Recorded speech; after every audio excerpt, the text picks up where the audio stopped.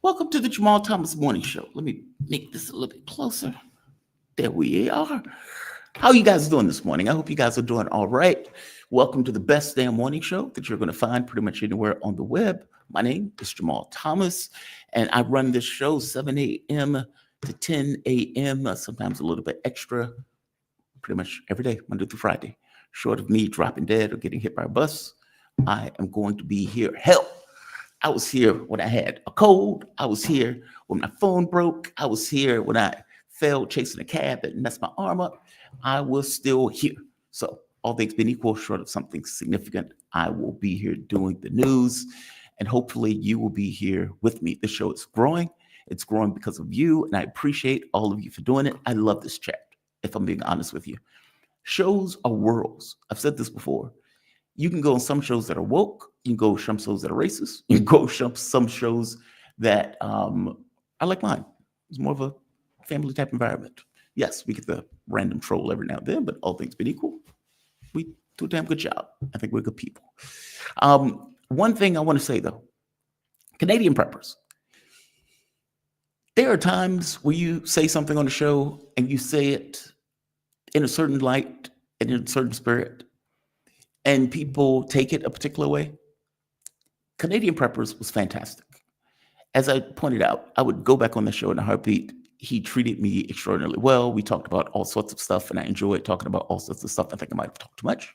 But that being said, fantastic show. No issue with the show. I got a contact from the gentleman that interviewed me, and he mistook me saying that some of the chat was critical. Not the chat. It was the comments. I don't care about that. If I'm being bluntly honest with you, I expect opposition. If you say anything, you will get criticized for it. And the fact of the matter is, we take on political issues that have a heavy amount of opposition. It just comes with the territory. That is not a disincentive. That is not a bad mark against the show. I did not mean that in any sense of the word. I want to make that brimmingly clear before I even start today. I had a great time on that show.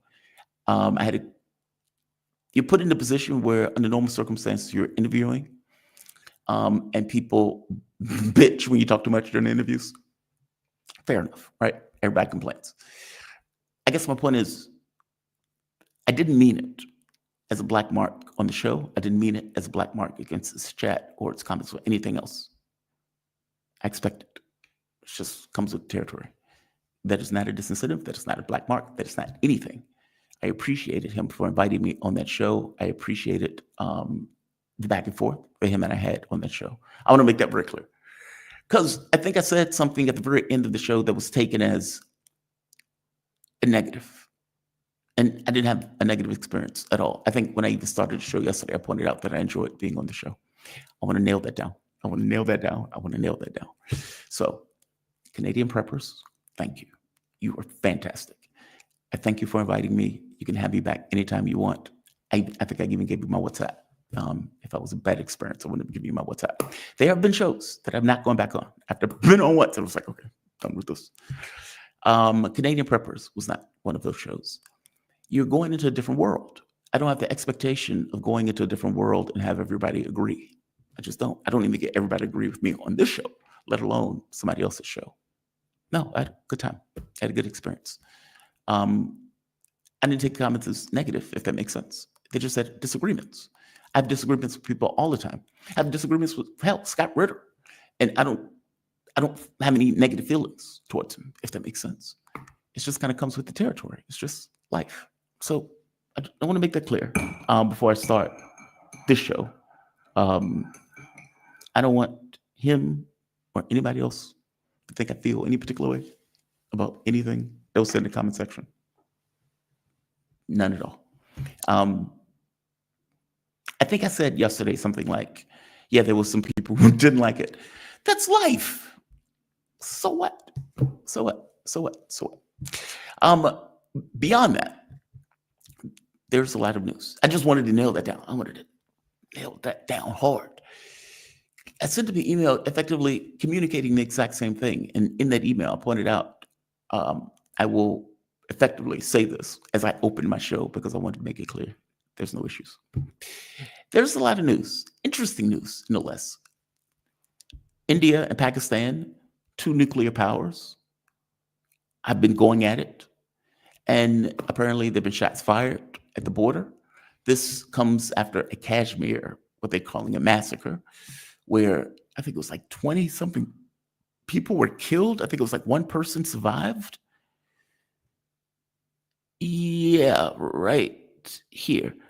All but 26 tourists, all but one of 26 tourists were massacred in an attack on Tuesday. They were all Indian citizens. I think there was one Nepali. And it took place in an area in Kashmir. Now, keep in mind, Kashmir is a weird spot. China claims part of it. India claims part of it. Pakistan claims part of it. The parts that India and Pakistan claim, they claim the entirety of it, each country. And so from India's point of view, this was a group, it was a terrorist group that claimed responsibility for it. India is saying that Pakistan was related to that terrorist group. And because they were related to the terrorist group, they started taking actions against Pakistan, closing the airspace, shutting down the border, but they also shut down waterways. Shutting down the waterways is really an issue because Pakistan has called that an act of war. Again, both of these countries are nuclear powers. All things being equal, they will work this out. Right now, they're not feeling each other, and it looks very, very bad. We will see how that develops. I have a guest coming on to talk about it today. That's why I'm hitting it now. China has given an ultimatum. And for all intents and purposes, it is the same ultimatum that they've been giving from the very beginning of the trade war. We're not accepting your terms. Full stop. And the gentleman who's been, I think it was maybe Wang Yi, but it may not be Wang Yi. It's the person, basically the communications person for China, has been coming out saying the same thing day after day after day after day. Xi Jinping has made the point, unless you drop all of these tariffs, we have nothing to discuss and nothing to talk about. Okay, well, that's interesting, considering Donald Trump has been running around pretending as if he's been having conversations with China, which he has not been. As KJ No told you several days ago, we have a guest that lives in Beijing. She does news. I think she's with, it's not China Daily. It's what is the main China station here in the United States. I can't think of the name of it. It'll come to me in a moment. But she's going to be here reporting on what is going on in Beijing and the way that they're looking at this, talking about this, the hard stance that China is effectively taking on this. And look, whatever you feel about China, they're doing God's work. I'll stand by that. The reason I say that is the notion that one country that represents like 5% of the world turns around and says, we are waging a tariff war against the planet in order to bully one country after the next in the trade deals. Now, mind you, Donald Trump said, 90 days for hundreds of countries? Okay. China has effectively said, we're not playing ball. Not just not playing ball. Unless you drop all of the tariffs, no deal. Now, Trump realizes that he can't extricate himself from this situation. He knows the dollar is collapsing. He knows this is unsustainable. He knows the store shelves are going to be empty. He knows the stock market has been dropping. That's the reason why he started to cozy up to Jerome Powell after attacking Jerome Powell, telling him, well, that man is going to leave. Our markets, our treasuries, our bonds have not been tolerating what he has been doing, and he knows it. And so he has come out effectively saying, pretending as if he's been talking to China, which he hasn't been, in order to try to affect the market in a positive way. He's lying. He's lying through his teeth. And he's been doing so for a while. In fact, Donald Trump was asked a direct question on this. Yeah, right here. Donald Trump was asked a direct question on whether or not he was having conversations with China. Now, the answer to this question, there's only one. That answer is no. But Donald Trump, being amoral to any notion of truth, comes out and says this. Can you clarify with whom the U.S. is speaking with China? They're saying it's fake news that trade talks are happening. Well, they had a meeting this morning, so I can't tell you. It doesn't matter who they is. We may reveal it later, but they had meetings this morning, and we've been meeting with China. And so I think you have, Jeff, as usual, I think you have your reporting wrong. Thank you. And yeah, thank you. Yeah, let's close this up. Let's close this up. What's wild about this? What's Scott? What is his name? Vincent, right? Scott Vincent. Scott Vincent came out in a closed-door meeting, by the way, and put this out. I just want to make it clear that he is lying through his teeth. He knows this doesn't work. He knows he hasn't been able to do what he wanted to do in regards to China, and he lies and lies and lies. It's falling apart. U.S. Treasury Secretary Scott Vincent told a closed-door investor summit Tuesday that the tariff standoff with China is unsustainable and he expects the situation to de-escalate. Okay, how do you expect it to de-escalate considering you're not having a conversation with China? Huh? How do you do that? How do you expect that? How do you expect that? It's fascinating. I'm going to show you a speech back of Scott Vincent yesterday. The balls on this man are tremendous. The things that he said in this speech are just outrageous. And at some level, projection. I want to bring in my guest, though. She is here. I appreciate her greatly for being here. We're joined with Anna Gay. I believe I'm saying that correctly. Correct me if I'm wrong. Yes, You're. Thank you. Anna Gay. Yes. Thank you, Anna Gay. Getting better. I'm trying. So she's host and reporter at CGTN Radio. She's political commentator, regular contributor on China and mainstream media in South Africa, Sweden, India, and Central Asia countries. And I am happy to have Anna Gay here with me today. How are you doing? You doing okay today? Yeah, great. Thanks for inviting me. Always happy to chat about this important topic. Oh, man, I'm always so happy to have you. I sent you it's astonishing that he would stand there and say it. Scott Vincent. I sent you a link to a video of his. Listen to what he says. And I wanted to get your take on this. Before I say anything about it, I want you to give your take on it. So this is him. I don't know where he is, but he's given a presentation. And he's presenting it as if China's model is unsustainable. They have an export model. And we, the U.S., out the kindness and goodness of our heart, because we are love and light, we want to help China with that model. We have basically an import model where we, our hamsters on the wheel and we get stuff. And we need China to do something similar out of the kindness of our heart. This is him. You think I'm joking that he said, this is exactly what he's saying in this clip. This right here, Scott Vincent, U.S. Secretary of Treasury. If I can get to the video, there we are. Okay, let me make this big so everybody can see it. China in particular is in need of a rebalancing. Recent data shows the Chinese economy tilting even further away from consumption toward manufacturing.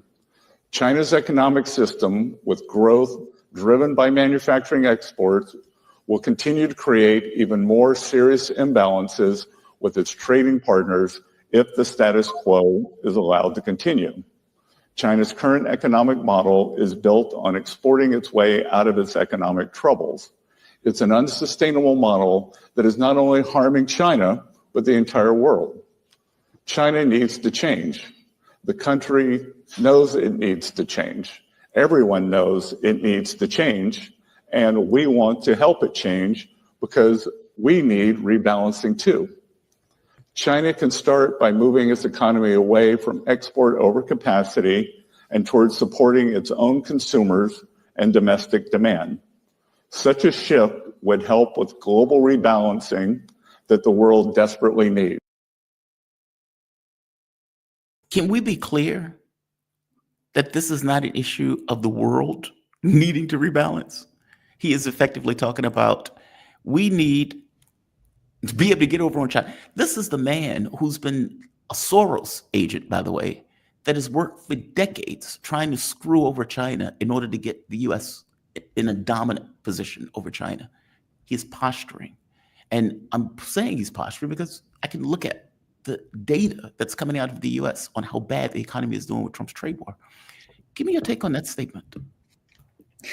As you said, I think these remarks are ridiculous. At the core of his speech, he implied that today's China or any country with future development potentials should simply give up his right to grow, remain poor, and quietly accept U.S. hegemony. This narrative isn't about economics, is a disguise or smokescreen, because Washington is the one actually facing serious domestic economic troubles and setbacks in its tariff-heavy policy, and again trying to shift the blame abroad to cover its own shortcomings. And China is the easy target. I think this tough talk is just a disguise for its growing sense of insecurity, and you really. Like one comment I saw that under on the X platform saying that you cannot give medicines to others if you cannot cure yourself first.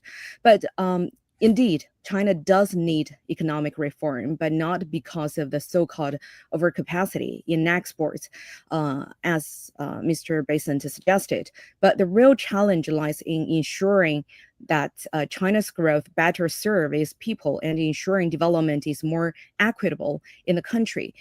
China does not need America's help to do that, because the drive for reform, such a reform, is internal, and it remains closely connected with a global market that is open, fair, and rule-based. China's economic reform has been ongoing for decades and evolving in response to both societal needs and external changes. Its core target is to let people share in the benefits of development. That logic actually has powered China's rise for over past 40 years. While U.S. media prefers, to hype up China collapse series lately with even greater intensity, but the reality paints a different picture. China's GDP growth by 5.4% in the first quarter of the year in the key sectors where the U.S. has attempted to block China, such as artificial intelligence, space technology, and semiconductors. Progress hasn't stalled in China. It has accelerated. Just look at the DeepSeek's breakthroughs, the manned space flight program, and the ongoing construction of China's space station. Even live streams from influencers like iShowSpeed have shown that the world, what life in China really looks like. That is vibrant, dynamic, and with confidence. So I think China's economy has upgraded naturally through participation in global trade. In the past, China focused on labor-intensive, low-end products like plastics. But today, growing high-quality, innovative Chinese goods are reaching markets worldwide. It's even leading these sectors. So this transformation is the result of market force, stable domestic environment, and also stable policy and long-term layout, not political manipulation or coercion of others. So I think Mr. Besant answered the wrong question with the wrong solution. The ongoing economic, trade, and technological crackdown by the United States against China is not fair competition, but a strategy of obstruction and containment. These actions aim to deny China and its people the right to development. We know Washington excels at manufacturing issues and shaping agendas. The latest buzzword is overcapacity. It's just another in the long line of manufactured threats like decoupling, de-risking. But serious analysis, including from institutions like Bloomberg and other institutions from the United States, has debunked this such so-called threat. China's new energy industry isn't bloated. It's leading the way because of early investment, robust innovation, and genuine global demand. China's green technology are helping nations facing energy shortages and climate changes. rather than a threat. They are part of the solution to global crisis, to when we're facing climate changes. And framing China's success as a danger is not only misleading but also dangerous to for other countries, because you will hinder the development, the green development of developing countries. So this is just a political tool, not an economic fact. So in my opinion, this is not about trade. It's all about power. And I think it's time to call it what it is. I agree with everything you just said. The notion that the U.S. is, out of the kindness of his heart, wants to help China is outrageous, while simultaneously having a trade war with that same China. It's just insane, right? If you think back to the Soviet Union, when the Soviet Union collapsed, and you get this kind of rampant, overt capitalism where they just, to use a horrible term, raped that country blind. And you're getting the same thing with Nord Stream, right? You got a comment coming out of Rubio and Rubio and Witkoff, where they admit, look, we're not pulling sanctions away. And the reason why they're not doing it is because they want Europe to use American LNG. So effectively, they're using sanctions as a tool in order to get economic benefit. His issue is that they are terrified that China is out of the horses out the barn, that they can't contain China in the way that they want to. And so he's given this kind of political argument of, we just want to help them. It's overcapacity. It's hurting the world, et cetera, et cetera, et cetera. It's nonsense. He has worked for years to screw with China. The testicles on that man. Like, it's just an amazing thing for him to say that. I'm curious. Trump has been saying, and I want you to take on this one too. Donald Trump, they've been at, I don't know if you know what's been happening here, but just as a primer, the dollar has dropped in value about 10%. Donald Trump's ratings and pollings on the economy has plummeted. You have the stock market for the last several weeks have been just dropping like 1,000 points a day. You get businesses saying, like Walmart, Target, et cetera, saying, we're going to have empty shelves because of what you are effectively doing. And so Trump, in order to try to stabilize the markets, came out and has been pretending as if he's been having conversations in some capacity with China. Listen to this. Again, when KJ No was on the show, KJ No pointed out he is lying, and yet he continues to lie. If I could pull this up, there we are.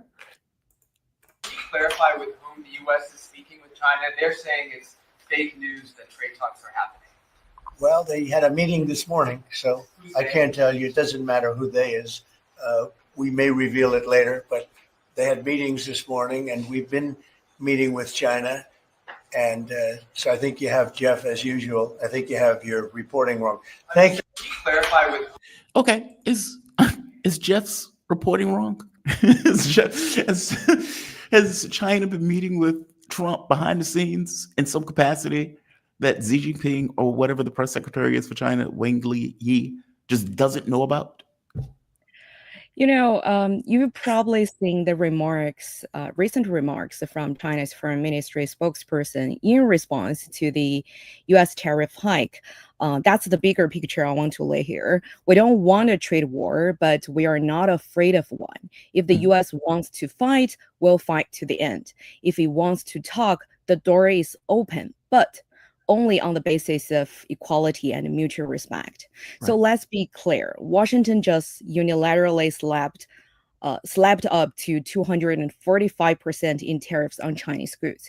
In contrast, China had already made its position clear. Back when its tariffs on U.S. goods hit 125%, it said, under such conditions, U.S. exports are U.S. tariffs are simply no longer U.S. exports to China are simply no longer market viable. And if Washington insists on adding more tariffs on Chinese goods, Beijing will simply ignore them. So they are doing that now. That's not escalation. It's just a common sense in the face of economic coercion. So Trump has repeatedly claimed that China keeps reaching out to him. The reality is no trade talks are happening, according to the Chinese authorities. So there zero form of negotiations, and instead of meaningful dialogue, we see a return of old baseless smears, like reviving the conspiracy theory that COVID-19 leaked from a Chinese lab without any new evidence from Washington. This has been a tired tactic to distract from domestic flaws and manipulate public opinion. And if we trace back, Washington's approach to China has always followed the same playbook, create pressure and signal open to talk, and then throw in some disinformation to, shake things up. But the truth is, the White House is running out of cards to play today, and Trump knows it. That's likely why we are now hearing talk from within his team about cutting tariffs on China, not because they suddenly believe in free trade, but because the economic cost of their policies is hitting the United States. Yeah. So let's also be honest. Trump's approach to China has always followed the same playbook, as I said, and I think this kind of tactic is no longer useful for at this point. If you look at the numbers, China actually with the United States, they have a lot of area could expand their cooperation. Their economic relations are fundamentally win-win in the past few decades. For example, the bilateral trade has increased more than 200-fold in the past 40 years since they established the diplomatic relations, with the two-way investment stock reaching 250 billion US dollars. This has created millions of jobs, generated huge tax revenues, and brought real benefits to people on both sides of the Pacific. It has also been a powerful driver of global economic growth. These facts haven't changed. So what changed is the willingness of some in Washington, the politicians, they refuse to face such a reality. And until they do, I think American families and business will continue to pay the price for a trade war, and that has that should be stopped and could be stopped today. But Trump's issue is less to do with trade and more to do with the fact that we don't have peers. We don't believe in equals. That's not the way we think in this country. The fact that China has been able to pull 800 million people out of poverty, the fact that they've been able to develop magnificently, God, high-speed rail, skyscrapers, the drones, the technology, and all of this other stuff, the industrial capacity, whereas we deindustrialize. There is a fear in this country that if we are not on top and we are not supremacy of the globe, that we will be under somebody else. It terrifies Trump. It terrifies the neocons in this country. And so this Asian pivot and everything else has more to do with the U.S. maintaining supremacy. The trade war is just another angle of that. I'm curious from your take that when there's a hypothesis that part of the reason that Trump is initiating the trade war is to basically block off China from the U.S. market in preparation for some kind of larger conflict. Does China think that themselves? Like I know China wants win-win relationships, but the U.S. doesn't believe in win-win relationships. We believe in zero sum. We win, you lose. That's the way we think. That's the reason why he started this trade war. He just assumed that he'd be able to win. I'm going to break this into two questions. The first one is going to be, do you see a change as opposed to in the past? Would China have done this 20 years ago? Would they have done this 10 years ago? Where they would effectively stand toe-to-toe and say, we are not budging. No, we're not accepting this. First of all, that's a very big question, and I think a very good one. First of all, please give me some time. I want to explain how China perceives this trade war. The White House entire approach to tariffs in China, and actually in most of the countries, I think is misguided. I'm not sure if it's a deliberate strategy or just a lack of economic expertise from his team. But either way, it's based on a flawed understanding of trade. The Trump administration has been exaggerating the so-called trade imbalance between the US and other countries. Take China and the US, for example. When American officials talk about trade deficit, they are usually referring only to goods, things like electronics or machineries that US imports from China. But they conveniently leave out service trade, because in 2024 last year, the US actually ran a nearly 300 billion US dollar surplus in services trade with China. And in 2022, American companies made a nearly 500 billion US dollar in service sales to China.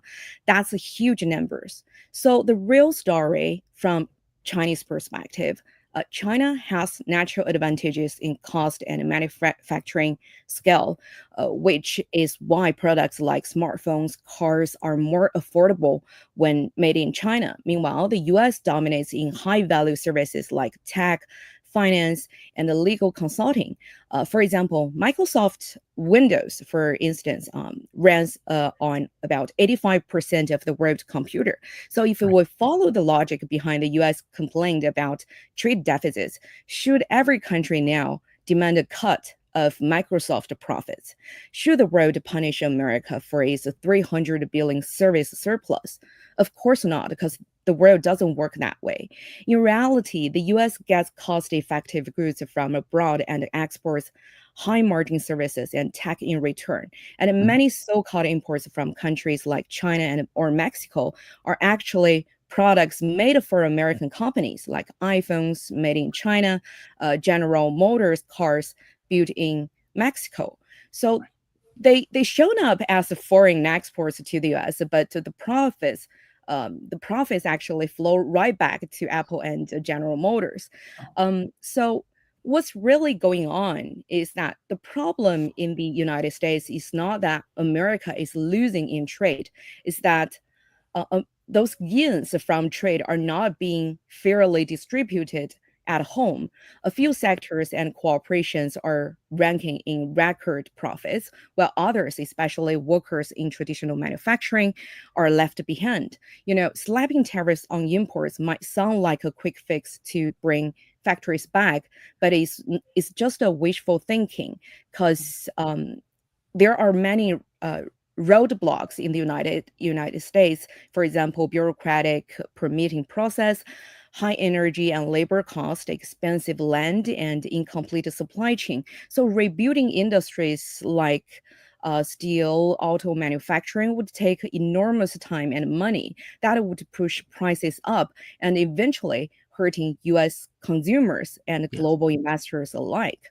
And in high-tech sectors like semiconductors on EVs, the US also lacks enough skilled labor to meet the demands of high-end manufacturing.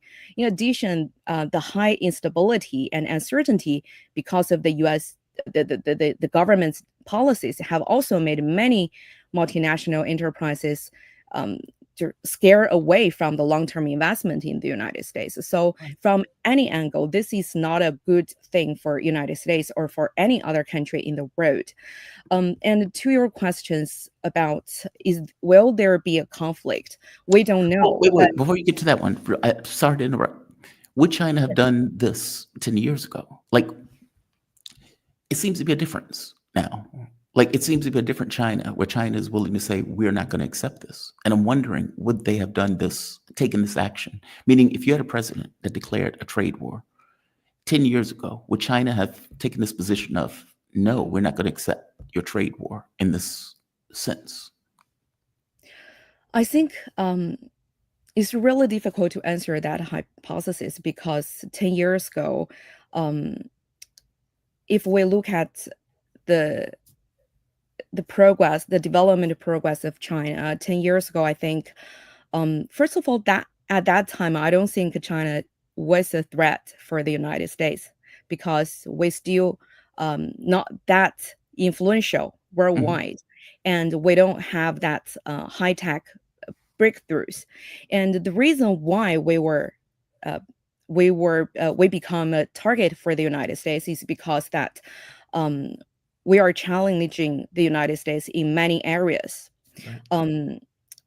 Because how to say this, China actually, we are not responding because of that we want to be the top of the world, the leadership of the world. It's because that we have to, because the United States pushed us to this position. Like the trade war, we know there are no winners in the tariff war. Like any country join into such a confrontation, China inevitably suffers pain and losses too. But China knows Washington will attack. So it has spent years preparing for such a scenario. Ever since the first round of US tariffs attack during Trump's first term, that preparation has included a full set of countermeasures targeting US policies, supportive frameworks for Chinese enterprises, complete supply chains, and increasing sophisticated industrial planning aimed at diversifying the country's growth beyond exports. China is not caught off guard. That's the first key point. And also, answer to your question is not that we are preparing for that for nothing. That's the position we were pushed to. Second, I think why I don't think we will face a conflict in the near future, because I think public attitude in both countries are important to their to the government's policies. According to credible U.S. institutions such as Peterson Institute for International Economics, Harvard, and Yale, the tariffs would cost the U.S. economy up to $30 trillion US, with a 65% chance of a recession within the year, potentially leading to 2 million job losses. Prices for daily necessities are likely to rise sharply, placing a heavy burden on American households. I think this crisis, to a lot of Americans, they know this crisis is entirely avoidable. This will likely generate significant domestic backlash against Washington. And in contrast, while some Chinese exporters will indeed feel the pinch, one major pillar of China's preparation is targeted support for these businesses. Many have already begun, pivoting toward the domestic markets to meet local demand. And more importantly, China's population understands that it has been forced into such a confrontation, and there is a strong national unity and resolve to see this through. This kind of psychological readiness builds confidence, and such confidence is a key foundation for economic resilience. That's why, while the U.S. stock market has been sharp volatility. Right. Yeah, it's been plummeting. Right. China's markets has stabilized and are gradually rebounding after initial shock. So China still holds multiple cards. Well, I think Washington's toolbox looks increasingly empty. Beijing has not opted to sell off U.S. Treasury bonds, for example, a move that could seriously destabilize global markets. It has also not halted all rare earth exports to us, even though China controls the vast majority of global rare earth production. These powerful options remain on the table, just unused for now. So, I think China still hopes to leave room for cooperation and dialogue with the United States, but ultimately it's up to Washington, to decide whether to walk back or keep doubling down. But I'm checking the time. Can I keep it just for a little bit longer? What deal could you work out with somebody who says stuff like this? He is effectively saying, we want China to regress. We want to put some kind of limits on China. That is his main objective. That is his goal. That is his only goal. Regardless of what is coming out of his mouth, his objective is, we feel that we no longer have an advantage over China in the way that we did, let's say, 20 years ago. And we need to somehow rebalance the economy for us to remain the hegemon. Okay, what deal can you work with somebody who is not looking for a win-win relationship? They're looking for a relationship where they dominate and you lose. You know, to be honest, this may sound difficult to accept from the US side, but if we consider the current global situation, especially the emerging global south, I think today what US thinks about how the relationship goes uh, between United States with China or with other countries is not matter that much anymore. Um, Let me take this opportunity to reflect on how the divergent visions of China and the United States are shaping the world. Yeah. China is pursuit of shared prosperity, and the United States today is American first approach. The question real is uh, the question actually is what kind of world will each bring about, and that's the questions a lot of countries are asking today.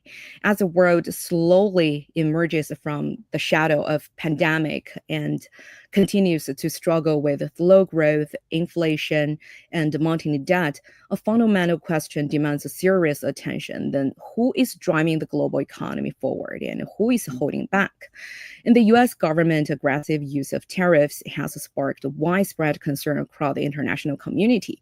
WTO Director General God's Alejandro Ivela has warned all member states that, Washington's such tariffs could shrink global merchandise trade by nearly 1% in 2025, a downward revision of nearly 4 percentage points from earlier forecast. The consequences of the US tariffs go far beyond numbers. Emerging economies are facing declining exports, currency depression, inflation spikes, growing deficit, disrupted supply chains, you just name it. And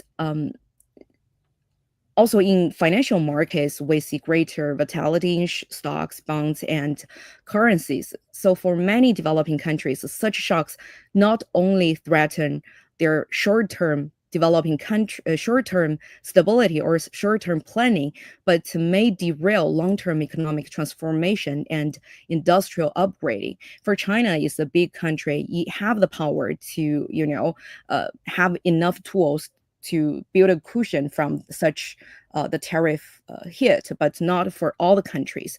And even though many of these tariffs haven't yet taken effect, the damage is already being felt because the deeper cost lies in the collapse of trust. Trump's tariff has been rolled out globally with no credible justification, so leaving many countries to rethink the post-World War II world order, an order, ironically built under U.S. leadership. And so even including U.S. Alliances, they are asking, can the United States still be trusted? But in contrast, China is offering a different vision, one based on mutual respect, shared growth, and global cooperation. Multiple Southeast Asian countries have made clear their desire to deepen political trust with China, not just a trust, political trust, not because they want to take sides, but because Trump's tariff coercion is pushing even neutral countries closer to China, a partner, seen as a more reliable and constructive. China's idea of shared prosperity emphasized win-win cooperation and inclusive growth. This kind of message actually injected a strong certainty to what the world needs right now, especially in this era of uncertainty. So initiatives like Belt and Road don't just build roads and ports, they build bridges of opportunity and mutual development. So also under the RCEP framework, regional trade barriers are being lowered, supply chains are growing stronger, and economic opportunities are multiplying. At its core, this is a development philosophy that encourages resources sharing, complementary advantages, and global economic synergy. It offers not just an alternative model, but a sustainable model for many countries to choose. So the world needs right now is is bridges, Ability. not walls. It needs Yeah. cooperation, not zero-sum cooperation. I think China is not alone standing in front of the United States. I think there are increasing number of the world community. They are also asking the question, who is truly advancing global growth? Who is truly can help them to, have a prosperous future? The answer is becoming increasingly clear and is also Sure. in the voices of markets, in the choices of nations around the world. I'm glad you mentioned that. When it became clear that Donald Trump could not extricate himself from this trade war by himself and that he couldn't win it on its own, like many of the US couldn't just bully China in this way, he started going to other nations and started, which is funny, right? Because he's been browbeating these other nations. It's like he's been attacking Europe left and right, and yet he goes to them and say, hey, I need your help to gang up on China. Europe has said we're not changing our relationship with China or damaging our relationship with China to make a deal with you. Japan has said we're not damaging our relationship with China to make a deal with you. Many countries have effectively said we are not damaging our relations with China in order to help you gang up on them. While China has been going all around the globe on this kind of, I guess, peace offensive to try to get other countries, Europe being one of them. Apparently, Europe is supposed to meet with, or the EU is supposed to go to China, I believe in May. I could be wrong, but I think it's May. As I pointed out, Japan says we're not changing our relationship. From your take, and I guess this could be the last question. There was one thing I wanted to hit you with, just out of a curiosity article that I found. Do you think China is going to be able to make inroads in typical countries that were, I don't want to say hostile, but that had, let's say, a closer relationship with the United States? Just for an example, right here. China, the EU is pulling tariffs, or not tariffs, I'm sorry, pulling sanctions off China in order to be able to make deals with China. Now, I think, if I'm not mistaken, this has something to do with the Uyghur thing that they effectively use as a battering ram to hit China.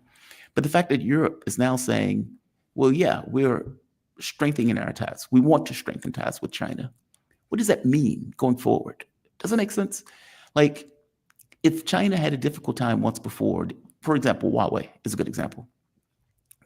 When Britain wanted to use Huawei, the US puts pressure on it. It stops using Huawei. And you get Europe not wanting to bring in Chinese vehicles. But now they're in discussions about bringing those vehicles into Europe. And I would wager to you, maybe even bringing in something like Huawei or some other kind of electronics that they wouldn't have had when they had a closer relationship with the United States. So what do you see going forward with these other countries that the US has effectively broken ties with, the transatlantic relationship, for example?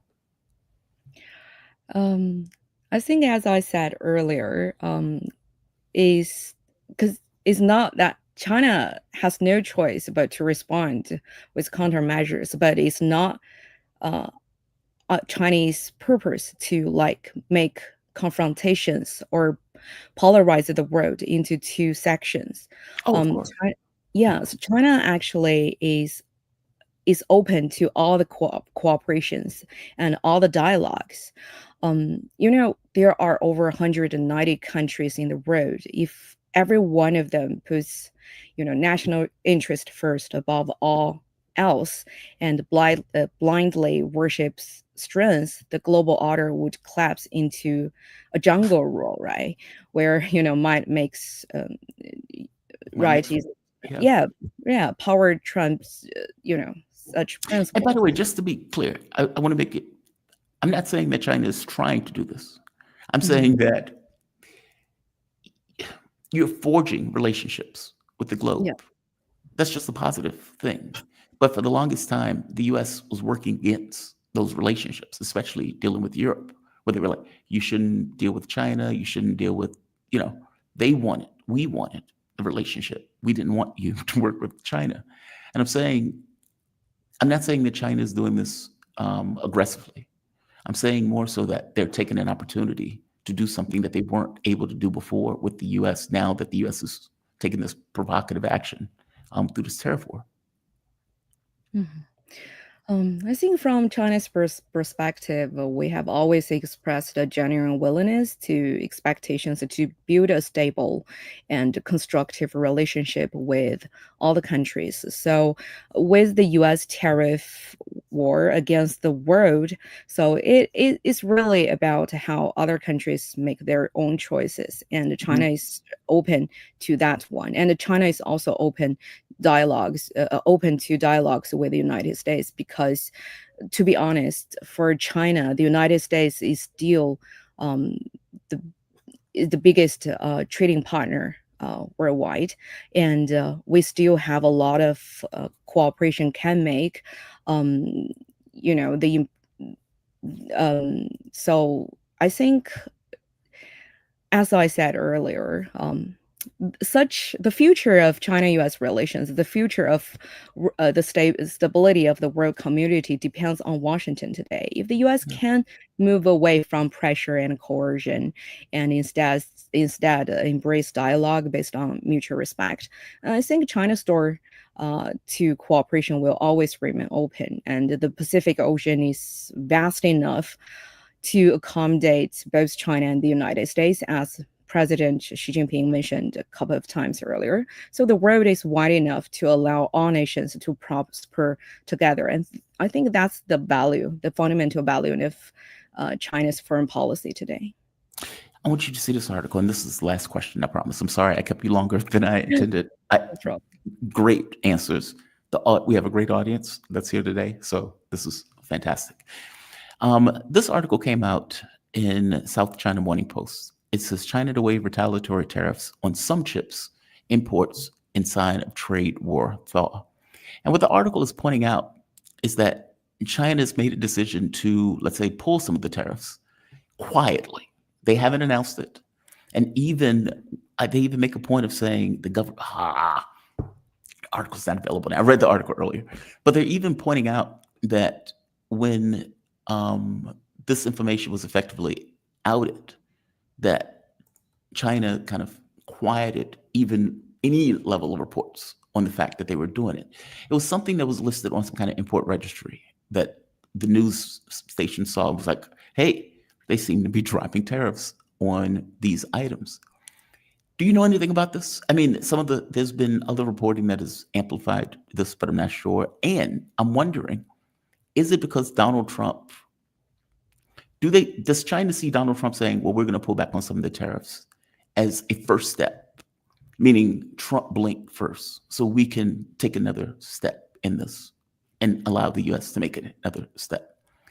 Does it make sense? Like, is this communication without communication? Yeah, I think we actually made that point in our earlier discussion as well. That is, I think why the United States is showing that it wants talks to China, and he want to cut off the tariffs on Chinese goods, is because it has no cards to play, or is not that is running out of cards to play with China on this matter. And on the other hand, China actually still have a lot of cards to, when facing such a confrontation or such hurdles. So I think you're right. I think the cutting tariffs on China, not because they suddenly, believe in free trade and they want to, refine their relationship with China, just because the economic cost of their policies is hitting Americans right now, and there are a lot of opposite voices within the United States, and also, as you mentioned earlier, the poll shows that the popularity of President Trump is dropping significantly. And just to be clear, though, I just want to be clear. This is China doing this. China set to waive retaliatory tariffs on some U.S. chips imports in a trade war thaw, meaning they're saying China is the one who is, on this case, saying, okay, on some chip imports, we will remove tariffs. what I'm asking is this China's response to Donald Trump announcing that they're pulling back tariffs on China. Does it make sense? This is China Yeah. doing this. This is not the US doing it. Yeah, I'm just getting there. Oh, I'm sorry. Yeah. I'm sorry. I didn't mean to. No I'm sorry. problem. Sorry for not answering No, that no, no. question. I'm sorry. I'm sorry. Yeah, so I'm saying is that because of that situation, the United States is running out of cars, and so the Trump administration is showing is trying to create an open window for China to talk or to have a backward decision on such policies. So I think China is responding very positively, and as I said earlier, for China. China-U.S. cooperation, if we look at back, China-U.S. economic relations are, fundamentally win-win, and we still want to, we actually already benefited a lot from that relationship, and we still think that should be the right way moving forward, to a win-win cooperation between China and the United States. So I think is some signal that maybe China is trying to send out that I see. it's okay. We are okay for we are also open for communication, and we are okay to talk about this. Oh, very interesting. Anna, thank you for this. I sorry to keep you long. No problem. I And love to I talk with. appreciated your answers. I really did. And I wanted someone on this specific issue. So I appreciate you joining me. Anna Guh, she is host and reporter at CGTN Radio, political commentator and regular contributor on China at mainstream media in South Africa, Sweden, India, Central America countries, or Central Asian countries, I'm sorry. And apparently on the Jamal Thomas Morning Show. Thank you for this. I really do appreciate it. This issues affects us all, so I really appreciate platforms like this where we can discuss them openly. Thank you so much for the opportunity. And we have a great crowd. So they kept growing as you were talking. So they definitely appreciate it. You have a good one. Thank you. Be safe. Thank you. You too. Bye. Bye-bye. Oh, she was fantastic. She was fantastic. I misunderstood. I initially thought she didn't understand the question. That's why I interrupted and tried to think, but she was getting to it. When I saw this article, my thought was, okay, well, is this communication without communication? Like, is this China effectively saying, okay, Trump, we heard you say that you are bringing back tariffs. You made the first move. You made the first step. We acknowledge that you made the first step. So we will now take a step in your direction by doing this. That's the way I took this. And so is this a thaw? I don't know if it's a thaw, considering the position and the thing that, U.S. ultimately wants, which is dominance. But it's apparently communication without communication. It's like hitting somebody with a rock, okay? That tells you how you feel, right? If somebody hits you. In this case, there seems to be, I don't know, a commiserate response. It's just interesting. Anna is fantastic. I deeply appreciate her for coming on the show. So that she's just great. Absolutely great. I am going to have a next guest coming on. In fact, he should be on now, unless there was some issue with the time thing. Let me make sure. If we were on radio, okay, he says joining now. Great. So I was mentioning the Pakistan issue, Pakistan, India. They were at odds based on an attack that took place in Kashmir. Kashmir is an area where India, Pakistan, even parts of China say they control. In this particular part, both India and Pakistan claim it. So you can imagine this is somewhat of a tense spot to be in. This is some kind of vacation spot where, and Hamza is going to be able to explain it. I don't live there. This is a vacation spot. Wait a minute, what is this? Oh, I thought it was on. Am I missing something? Maybe give me 1 second, guys. I think I might have missed something. Oh, I did miss something. Oh, I'm sorry, I messed up. Okay. I forgot to turn on my Rumble stream. I hit YouTube and forgot to hit the other ones, which That means that there are 531 people on YouTube alone. That is amazing. Usually when I'm looking at the numbers, a combination of YouTube, Twitter, and Rumble. And so when my mom sees, she was like, oh, you had this many people. No, that's all YouTube. Shout out to you guys. Hamza should be here shortly. He just sent a note saying he is on his way. Let's see, he says joining now. Okay, we're waiting for him. Now, just to give a primer on what is taking place before he gets here, that way we don't have to give a huge amount of context to the audience. This is, I'm going to go to the CNN report on this, but there are other parts of this that I want to add to it. So, India Prime Minister Narendra Modi on Thursday vowed to pursue the attackers, quote, to the end of the earth, unquote, while the UN has called the neighbor to maximum restraint. Basically, we need you guys to calm down. We don't need two nuclear powers. We don't want you to go to conflict. India and Pakistan both control parts of Kashmir, but claim it in full and have fought wars over the mountainous terrain in 2019. Indian jet bombs targets inside Pakistan after a cross-border militants attacked and killed 40 Indian paramilitary personnel in parts of Kashmir. This was something that happened in 2019. All but one of the 26 tourists massacred in the attack on Tuesday survived. I think all of them were Indian citizens with the exception of one. I think one was from Nepal. So you can imagine that this is not taking place or not taking well. This is the region name, and I'm going to mispronounce this, but I'm going to go for it. Pahalgam. Gunmen on Tuesday opened fire on sightseers in the popular tourist destination in the mountainous area of Pahalgam in India-administered Kashmir. 25 Indian citizens and one Nepali national were killed in the massacre, which unfolded in a valley only accessible by horseback. What's wild about this, the people who were there pointed out that they effectively was point blank range, killing them.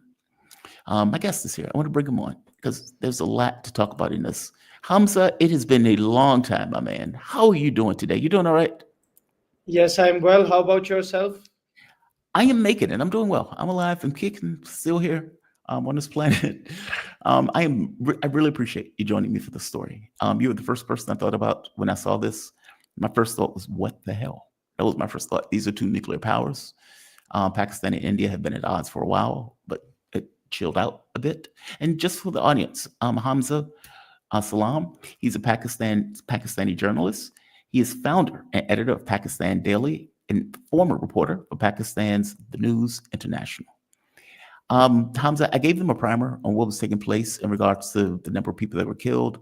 Everybody except for one. All of them were Indian. There was one Nepali. And I want to start from there. Before I get into some of the other parts, tell me about this region. The CNN kind of gave this basic primer that you can only reach the area on horseback. It's kind of a sightseeing destination. And apparently a terrorist group claimed responsibility for it, for the attack. Go from there and give us it right here, Kashmir Resistance, also known as the Resistance Front, claim responsibility for the attack. What do we know about this so far? Well, the attack happened in Pahalgam, which is part of Indian occupied Kashmir. So the responsibility for the security of the citizens rested with the Indian government and the Indian security forces. So unknown gunmen, they came and they killed tourists in what appears to be a targeted terrorist attack in which tourists and civilians were the target.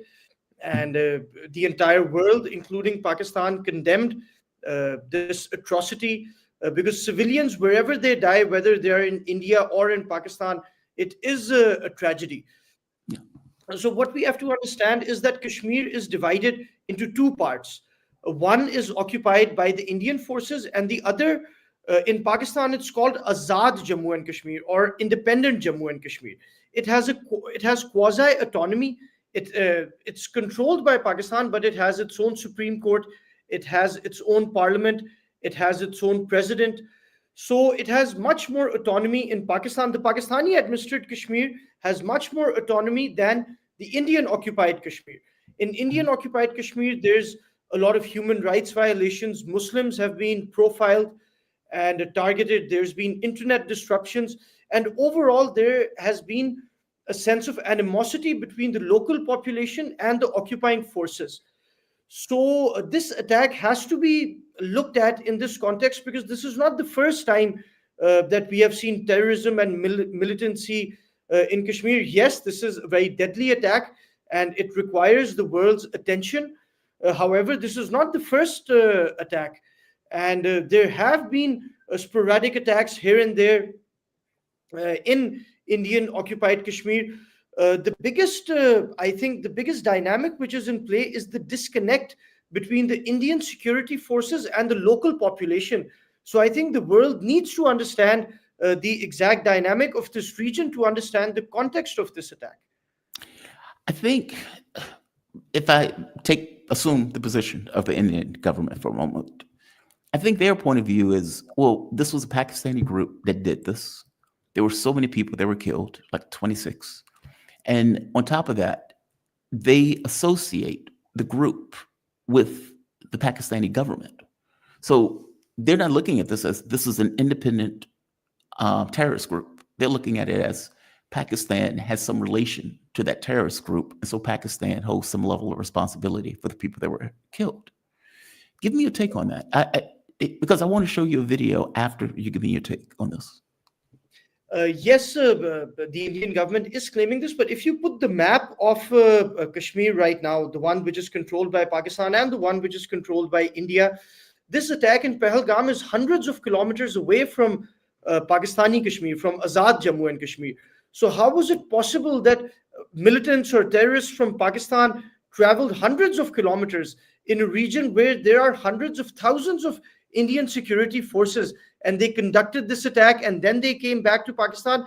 I think logistically and militarily, this is not possible. And if it is possible, and if it indeed happened that Pakistan was behind this, I think this would be the largest intelligence failure in the history of perhaps military history. And I think this would raise alarm bells across the entire militaries in the region, that how could militants travel hundreds of kilometers away? But I think that India is deflecting responsibility, and India has been unable to keep peace in the region, and now it is putting the blame of its own failures on Pakistan's shoulders, because it is extremely implausible, given the border, given the circumstances, given how many security checkpoints there are in Indian occupied Kashmir.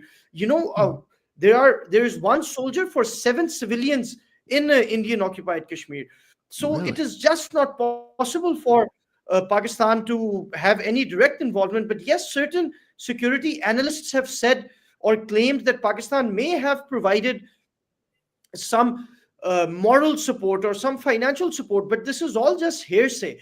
There is no evidence to suggest any Pakistani involvement, and if there is evidence, I think it should come out in the media, so that analysts and journalists and other people can debate on it, and other countries perhaps should also be given evidence of Pakistan's involvement if there is any such evidence. I'm glad you said that, because that falls into the video that I want to show. So this gentleman was on Sky News. I believe it's Sky News. Listen to what he says here, because what he's insinuating is he Yes. thinks it's a false flag. He's effectively saying, look, we had nothing to do with it. We think India might have staged this.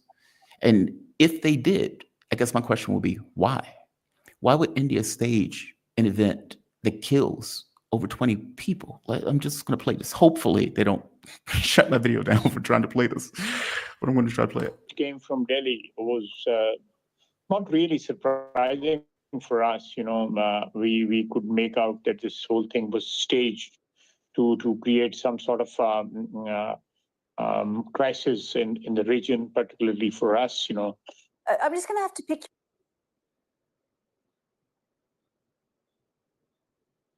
Why would they stage that?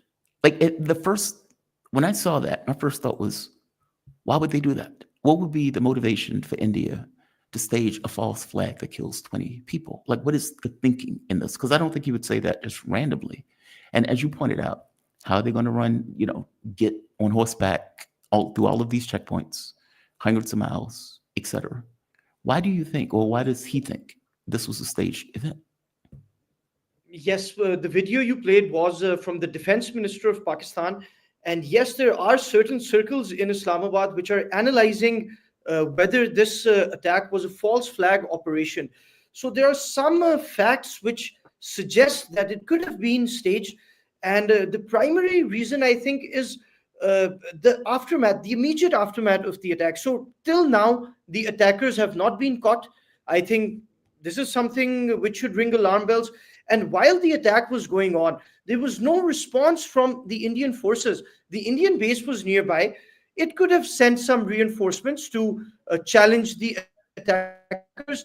You know, the ease with which these terrorists were able to conduct this operation does raise eyebrows. And now for the motivations of this, you know, I think timing is very important in these affairs. J.D. Vance, American Vice President, was visiting India. You know, this attack coincided with this visit. So, you know, there are certain people in Islamabad and in other global capitals, in Beijing, in London, in Washington, who are perhaps analyzing that, you know, the timing is pretty curious about this attack. And also the way with which Indian media immediately pinned the blame on Pakistan. I think that India, perhaps I'm not claiming that this is the case, but it could be argued that India wanted to open a front with Pakistan. It wanted American attention on this region, which is why perhaps they conducted a false flag operation against their own citizens. And they wanted to deteriorate relations with Pakistan, because even earlier in 2019, in the previous skirmishes between India and Pakistan, where they had an aerial dogfight, we saw the same pattern, that India blamed Pakistan for an attack which happened in Indian occupied Kashmir, and immediately we see an aerial dogfight, and Pakistan captured Indian wing commander Abhinandan, which Pakistan released as a gesture of goodwill. So we've all been there. We've fought wars before. We fought a war in 1965. We fought a war in 1971. Now these two countries are nuclear powers. So, you know, the chessboard is played in a way that I could argue that perhaps it suits India's interests to open another front against Pakistan, just as there's a new administration in Washington. So I think India has a lot of motivations and the capability to conduct a false flag operation. Wow, that is a big statement. Because again, we're talking about Indian citizens being used as a way to effectively provoke a war for all intents and purposes. And to get to that for a moment. So India has taken several actions. They've closed the border. Apparently they closed airspace. But one of the things they also did was close one of the waterways that's going to Pakistan. Pakistan I'll just read it. It says, Pakistan says any attempt to stop or divert water flow belonging to Pakistan as per Indus Water Treaty will be considered an act of war and responded with full force military across the complete spectrum of national powers. They've been apparently moving weapons systems to the border. That is a big deal. That is a very big deal. So what is going on with this? What is the movements that India and Pakistan are making in response to, I guess, this event? Well, I think things are moving upwards in the escalation ladder, and the Indus Water Treaty was brokered by the World Bank. So it has a very strong international backing, and India cannot just unilaterally opt out of this agreement. There are a lot of international players who are involved, and it will take years, if not decades, for India to effectively block certain parts of Pakistan's water access. What they can do is limit or restrict cooperation. They can restrict data sharing. They can stop holding joint meetings in regards to the rivers, in regards to the experts, which sometimes they interact and they share information. So this is something India can do. But I think all of these actions show India's intent. Till now, till the 25th of April 2025, New Delhi has not provided an iota of evidence of Pakistani involvement in this attack. Yet it has taken a lot of aggressive action against Islamabad, and totally unprovoked. I would say totally unwarranted, unmerited, which perhaps shows how there was a plan to create another front against Pakistan, because this issue could have been solved diplomatically. And there have been attacks in Pakistan as well.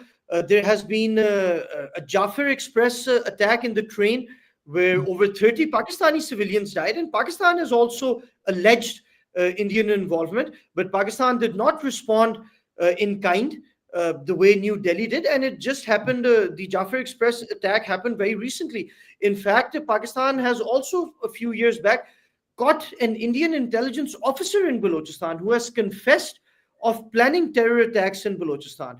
And yet Pakistan has not taken such steps. So I think that Islamabad is emerging as a beacon of peace and is behaving as a responsible actor in the region.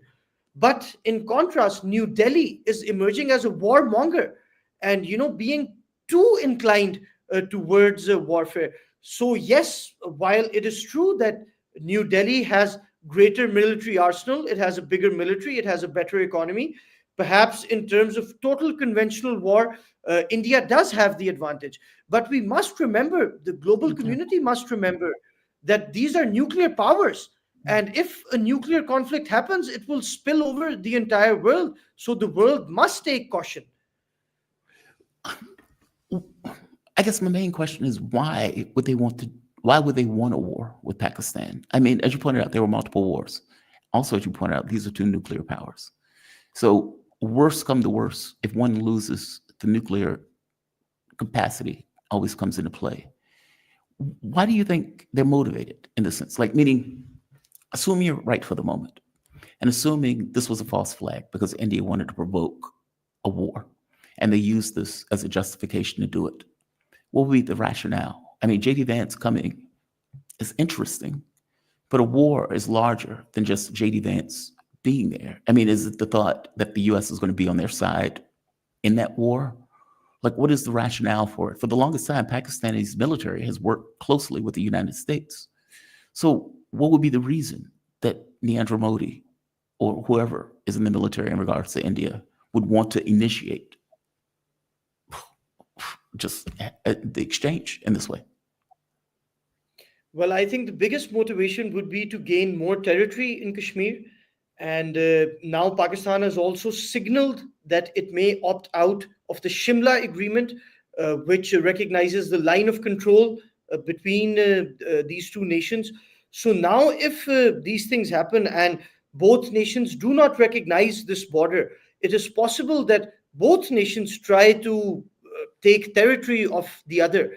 And perhaps India is motivated by a strategy, by a military tactic in which it thinks that they may perhaps gain some territory. But we've been involved with Pakistani security circles, especially the ones who form policy. And Pakistan Daily, our news outlet, has an understanding that Pakistan's policy in such a conflict is quid pro quo plus.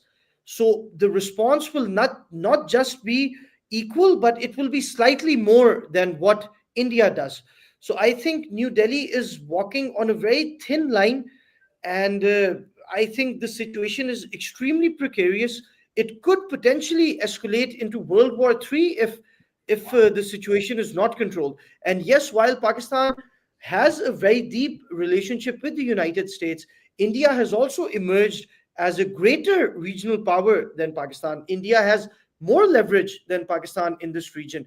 And perhaps many countries, including the United States, may think that it is more beneficial to side more with India than with Pakistan. But then there's China in the region, which is also threatened by India's rise, and it is also Pakistan's neighbor. So I think that diplomacy is the need of the hour. I think that the way a Hindu nationalist government has been dictating foreign policy and military policy in India has already significantly damaged Indian interests. We've seen India kill certain Khalistani leaders in North America. In Canada, we've seen a planning of New Delhi to kill somebody in the US as well. So I think that there needs to be more diplomacy and less military outcomes in this regard. I guess last question. If you had to take a crystal ball and prognosticate, do you think there would be some kind of diplomatic resolution to this before? Well, there already been skirmishes, but do you think there'll be a diplomatic solution to this? Well, I think ultimately, no matter how far this goes on the escalation ladder, yes, diplomacy will win. Diplomacy has ultimately been the arbitrator of all conflicts, whether it was a great war between multiple nations or between these two nations. So, yes, I think ultimately, I don't know when, but ultimately, diplomacy will rule the roost. And ultimately, the security hawks on both sides will have to sit on the table. But yes, sometimes military gains and losses and diplomacy goes hand in hand. Yeah. So sometimes you take 2 steps forward, 1 steps back. It is unclear when diplomacy will come to dominate this conflict, but ultimately, and I think most probably, and we've also used artificial intelligence in our analysis, which we do in our news outlets and in our other work. So even AI predicts that most probably there will be a diplomatic outcome, and there will not be a conventional war between these two nuclear armed neighbors. So far there have been no airstrikes, or there has not been too much heat on the line of control, which signals that till now 72 hours have passed and the situation is largely under control. So I do hope that sane minds prevail, and this warmongering ends, because we're talking about the lives of almost 2 billion people in these two countries. So we hope, and we can analyze and predict to a certain extent that yes, diplomacy will win and warmongering will lose. From your mouth to God's ears. Hamza, thank you for this, man. I really appreciate this breakdown. I saw the story and I was like, what the hell is happening here? And my first thought was, these are 2 nuclear powers. That was the first thing that came to my mind. Like, you typically try to avoid like these kind of direct attacks or these direct fights between nuclear powers. So thank you for this. I appreciate it. I believe my audience appreciates it. It's a great rundown. Thank you. You have a fantastic day, by the way. Thank you. And you too. Goodbye. By the way, Yeah. just for the audience, Hamza Salam, he is a Pakistani journalist. He is founder and author of the Pakistan Daily and former reporter for Pakistan's The News International. Check him out. By the way, I just noted where people can find you, but from a social media standpoint, where can people find you? Well, you can find us on Twitter at The Park Daily, on Instagram at The Park Daily, and you can also follow me on Twitter. It's Hamza Salam, also on Instagram with the same name. So do follow us. Thank you, my man. You be safe. Have a good one. Thank you. Goodbye. Bye-bye. All right. That is a great rundown of what is taking place. I hope he's right. There are 2 nuclear powers. You can imagine that will go bad very fast if it continues to escalate.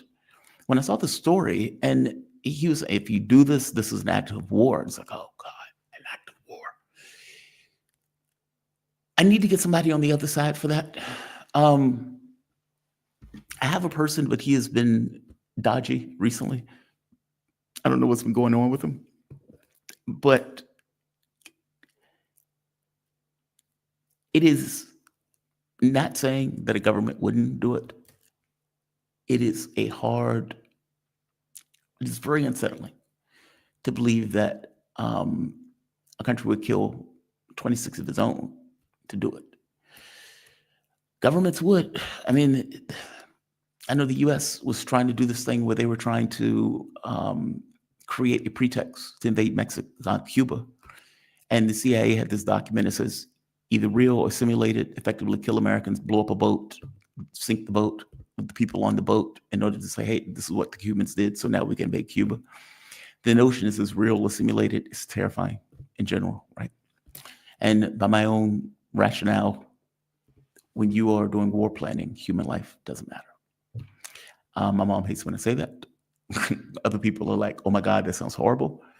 But if you think of war plans that people come up with, these kind of grand geopolitical plans, human life usually is ignored. The fact that all of these people are going to get killed, all of these people are going to lose their homes, all of these people are going to be displaced matters less than whatever the objective is you're trying to accomplish. I don't know enough about Indian and Pakistani politics to know the reality of this. From my understanding, it's a terrorist group. He makes a good point about 100 miles. That's, kind of difficult to traverse. But who knows if they're standing in a particular area? I don't know. I'm going to have to get more information on it. But Hamza is fantastic. Gave a great rundown of what is taking place. I want to bring in my man, Garland Nixon, the man, the legend, the icon himself. How you doing, Garland? You doing all right? Doing wonderful. Good. I'm glad that, you could join me. I am Garland Nixon. He is host of the Garland Nixon Show, political analyst, radio broadcaster, commentator, and a good friend of this show. And we do our own show Monday, Wednesday, Friday, 4 p.m. normally when we get the opportunity, unless something comes up. I am happy that you could join me. I want to talk a little more foreign policy, especially around this notion of Russia and Ukraine and Zelensky. I have been fascinated by this. I really have. I don't think my audience cares. Those videos don't do well. But I have been deeply fascinated by what amounts to negotiations. The way Russia has handled this versus the way Zelensky has handled this, where you get Lavrov, you get Putin, all of these guys are being very diplomatic. Yeah, I'll go back on my word and I'll have conversations with Zelensky, but hey, there's a law in the books that prevents me from doing so. And yeah, we're open to a deal, but there are a few sticking points that we need to discuss, but we're not against it. We're totally open to it. I mean, we just have a few things that we need to work out. And then on the other side, you have Zelensky like, I'm not giving up anything. Like he's losing his mind, right? And you get Trump browbeating Zelensky, Rubio browbeating Zelensky, press secretary browbeating Zelensky, like JD Vance, like the entire administration has gone after Zelensky on this issue.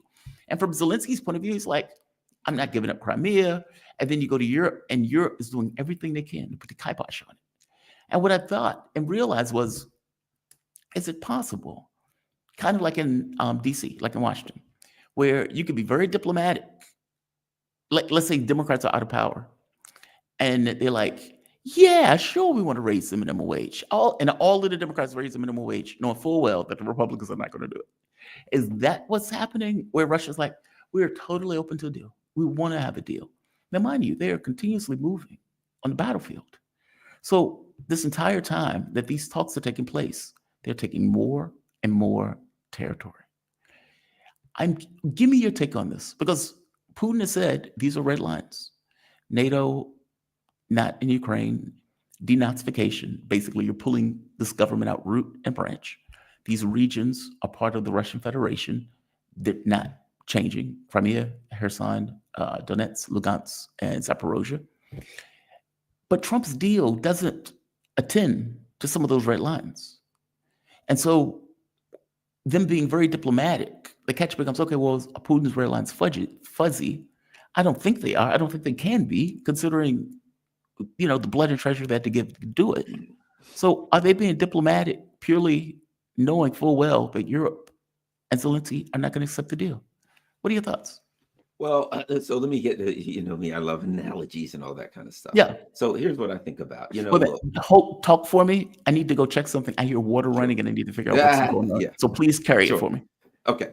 A couple of things here. Number one, and what I think is the discussion of philosophy, right? If you study philosophy, one of the things that will be discussed is what is reality? Is reality what a table? I can touch that table. That's reality. Or is reality what I think about and believe? Well, I think that tables are good or bad, and I think that tables exist or don't exist. What is the reality our perception, or is the reality in the real world what we can touch, what we can feel, right?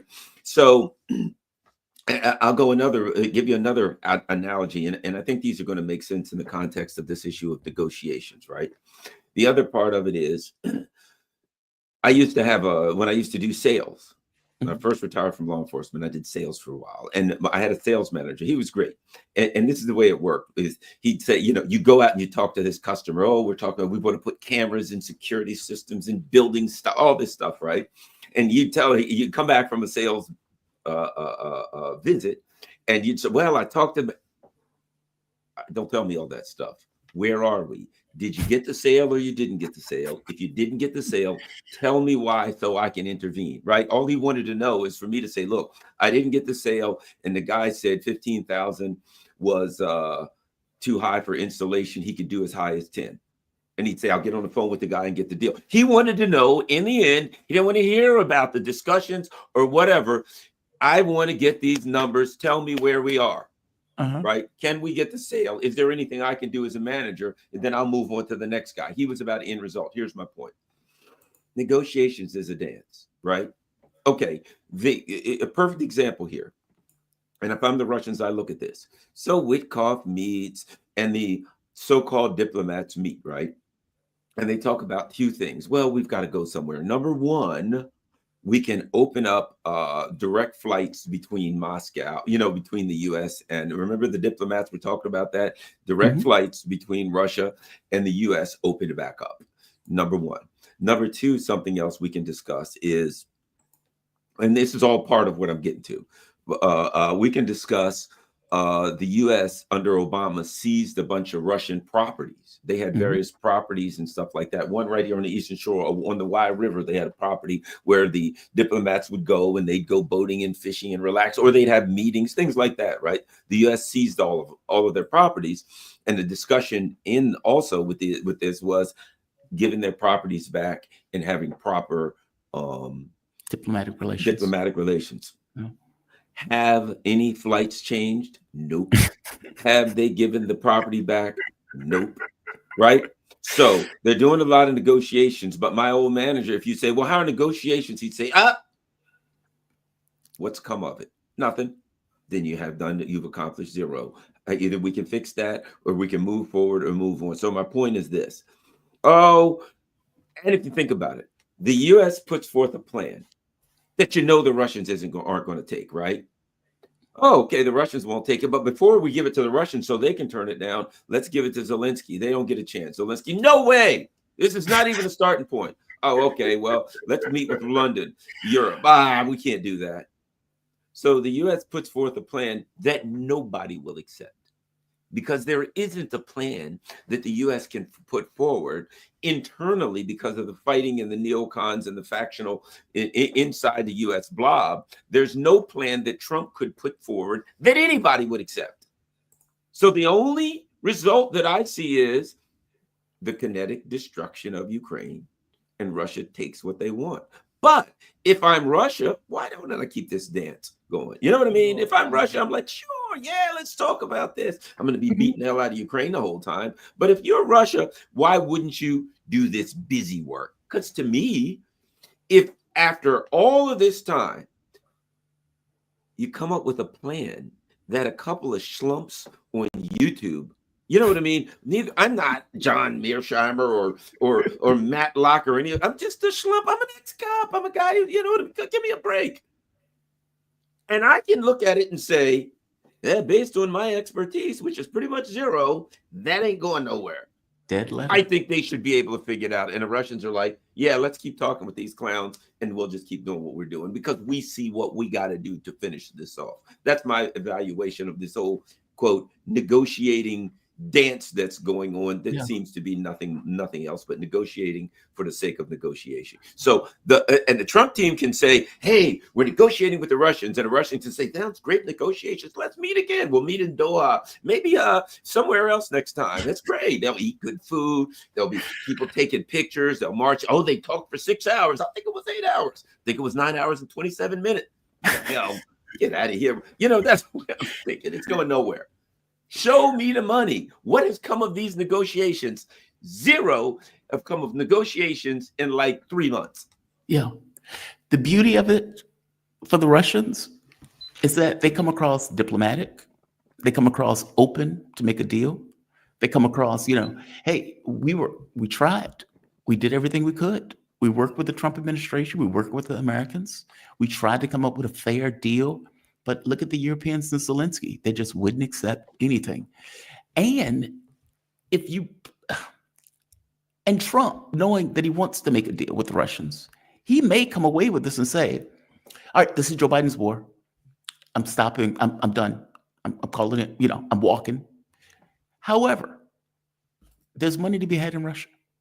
And maybe we can try to make a deal considering they were conciliatory and easier to work with than Zelensky, meaning the fact that they're acting this way, they still may get some level of concessions from America. I don't know what those would be. I don't think they care all that much about the sanctions, considering their economy is better than Europe. Like, it's fascinating to me. Like, they are, under normal circumstances, you want to seem diplomatic. You want to seem open. If you remember when Zelensky was like, I'm not making any deals, and put it in the Constitution, like made a decree.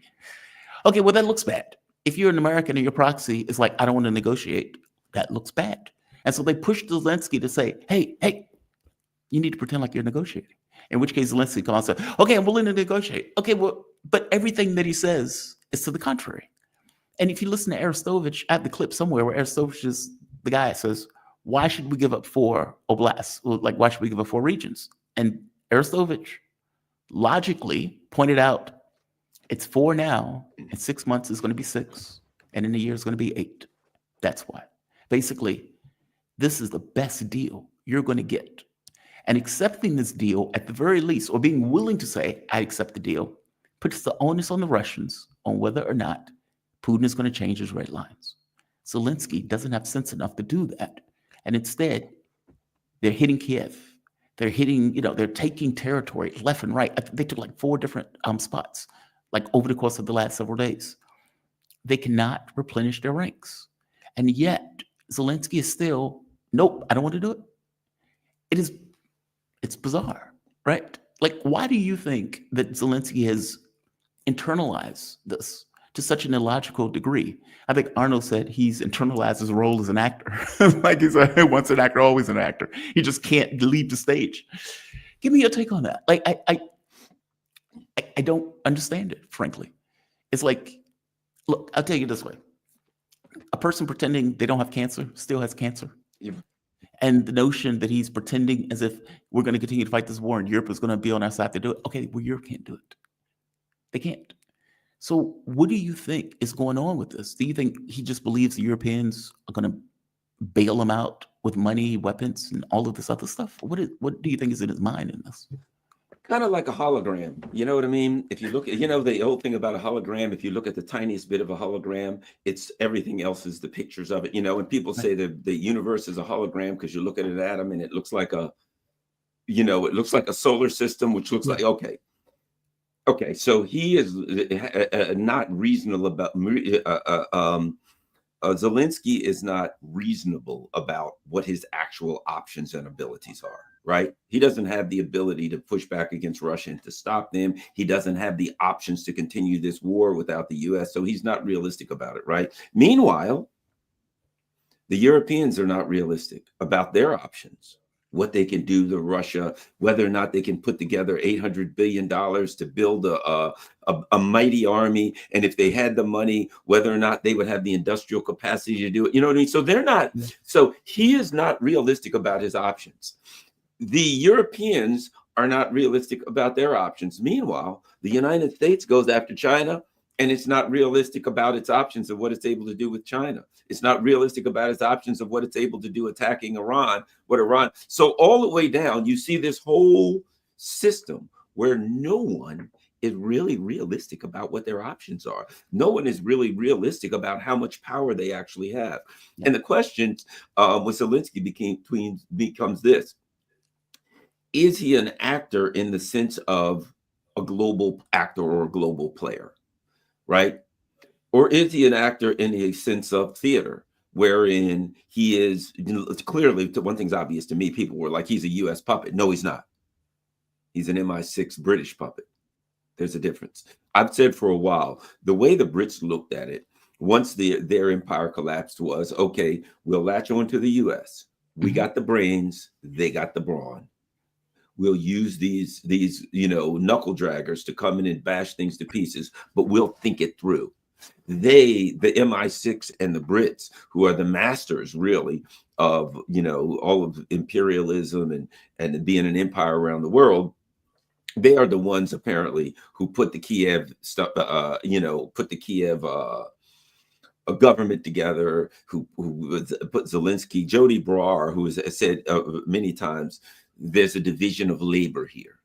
Mm-hmm. The U.S. in this project has a division of labor. It's not the U.S. project. It's imperially the U.S. You provide the weapons and the brawn and the space-based targeting and all. Targeting.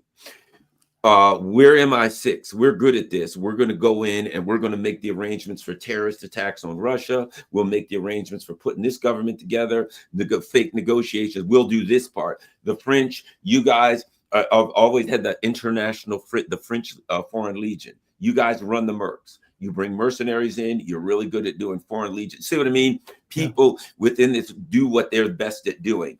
And now that there is a battle going on, the Brits still control the political part of it, and they control Zelensky. And I don't believe there's a word that's coming out of Zelensky's mouth that is not a direct reflection of what the MI6 and the British Crown wants. So that, and you even see it because he comes out and says no, and then the Brits and their people all come out, a couple hours later and say, nah, this is not doable.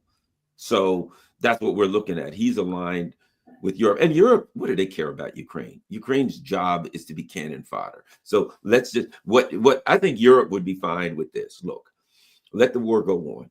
Let Ukraine lose. Who cares? Let it get bashed to pieces. Who gives a damn? We would far rather lose. Then when it's bashed to pieces, we can then go in, MI6, and we can set up terrorist activities to continue it on. Remember what they said way back when? We want it to be Russia's Afghanistan. Right. Russia will be in there. Now we can set up terrorist activities against Russia. So no, they don't want a resolution. They want Ukraine to go ahead and get bashed to pieces. And then hopefully they can go in there and they can set up their terrorist arrangements and continue to harass Russia on that perspective. That's what I think. See, this was my thought like a year or so ago, because I couldn't figure out how it ended. I kept thinking to myself, they're willing to fight to the last dead Ukrainian. And, as I said, the last guy who fires a shot doesn't mean they win the war, right? Yeah. It's just dead. And then it was like, okay, well, how do you extricate yourself from the war? You may start off as a special military operation, but at a certain point, you keep going. I mean, the moment that you stop, they fill it with weapons, they fill it with troops, and you're fighting once again. And Klitschko, there's a clip of Klitschko saying, yeah, you may have to give up regions temporarily for a temporary peace. And it's like, dude, no. You saying stuff like that means the war continues. The Russians are not going to stop with this idea of in 5 years, you have to fight another war. The blood and treasure is being expended now. And so it was like they're going to force them to take all of Ukraine. And whether that's in 6 months when the military collapses, whether that's a year, whether that's 2 years, it seems like Europe is okay with Ukraine just being collapsed, with Russia going to the border, basically all of it, and then fighting a guerrilla war for 10 years in the West. That is dark. Like the people who scream the loudest about we're, behind Ukraine are the people who care the least. It's astonishing. I think they've been exposed. Well, here's the other part of it too, though.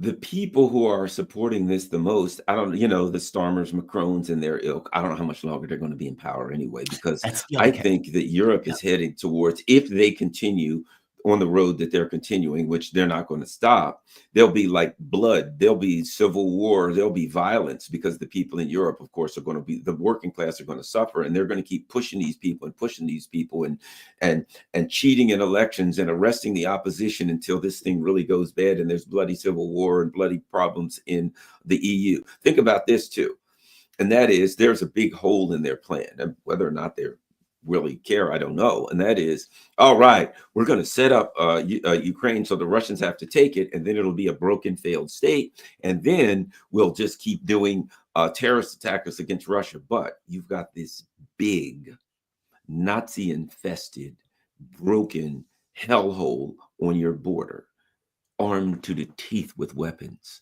that are flooding out into Europe. And a lot of these Nazis, meanwhile, you have an unstable Europe where people are ready for violence against their, leaders. They're so pissed because they're like, look what you did to us. We had schnitzel and baguettes and now we got neither one, right? So all of these weapons are going to be flooding out. And what do you have? A conflict zone. Europe is going to be turned into a conflict zone in the same way that the Middle East has been turned into a conflict zone after 9/11. It's you know what I mean? So it's just going to be weapons and absolute disaster for Europe. Now, whether the controllers of global capital, you can say the Americans or the Brits, but there are controllers of global capital. There are people who have big money who don't have a country. They don't give a damn. If America goes to hell, if Europe goes to hell, they'll move to Indonesia or something. They'll move to Africa themselves and make those countries, better. They don't care. They move their money wherever. Hey, guess what? There's a lot of young people in Africa. Let's go start industry there. We'll make our money in the global South. I'm so done with the U.S. and Europe. They're falling to pieces. See what I mean? You got those kinds of people that are, who cares? Europe's a conflict zone. We can make money in a conflict zone. We can sell a lot of weapons and mercenaries and all. There's lots of ways to make money in a conflict zone, which is what they're turning Europe into. Wow. Before I let you go, and I'll hit this pretty quickly, there is a conflict, a deadlock that has just taken place in regards to the negotiations between the U.S. and Iran. And again, I told you I've been somewhat dark on these negotiations because I thought ultimately there will be a sticking point. So I want to show after the first, let's say, 2 meetings, this is what Wickoff came out and said. This is important because this escalated by Trump, by the way, by the Trump administration. Let's wait to this. So this message of peace through strength, it resonates throughout the world. This is not a threat on my part now. It is just a simple fact. The president means what he says, which is they cannot have a bomb. The conversation with the Iranians will be much about 2 critical points. One, enrichment. As you mentioned, they do not need to enrich past 3.67%. In some circumstances, they're at 60%. In other circumstances, 20%. That cannot be. Be clear. He said they can't enrich beyond 3.6%. All right. So Iran keeps this thing, it keeps his nuclear things, but they have to enrich only to a certain level.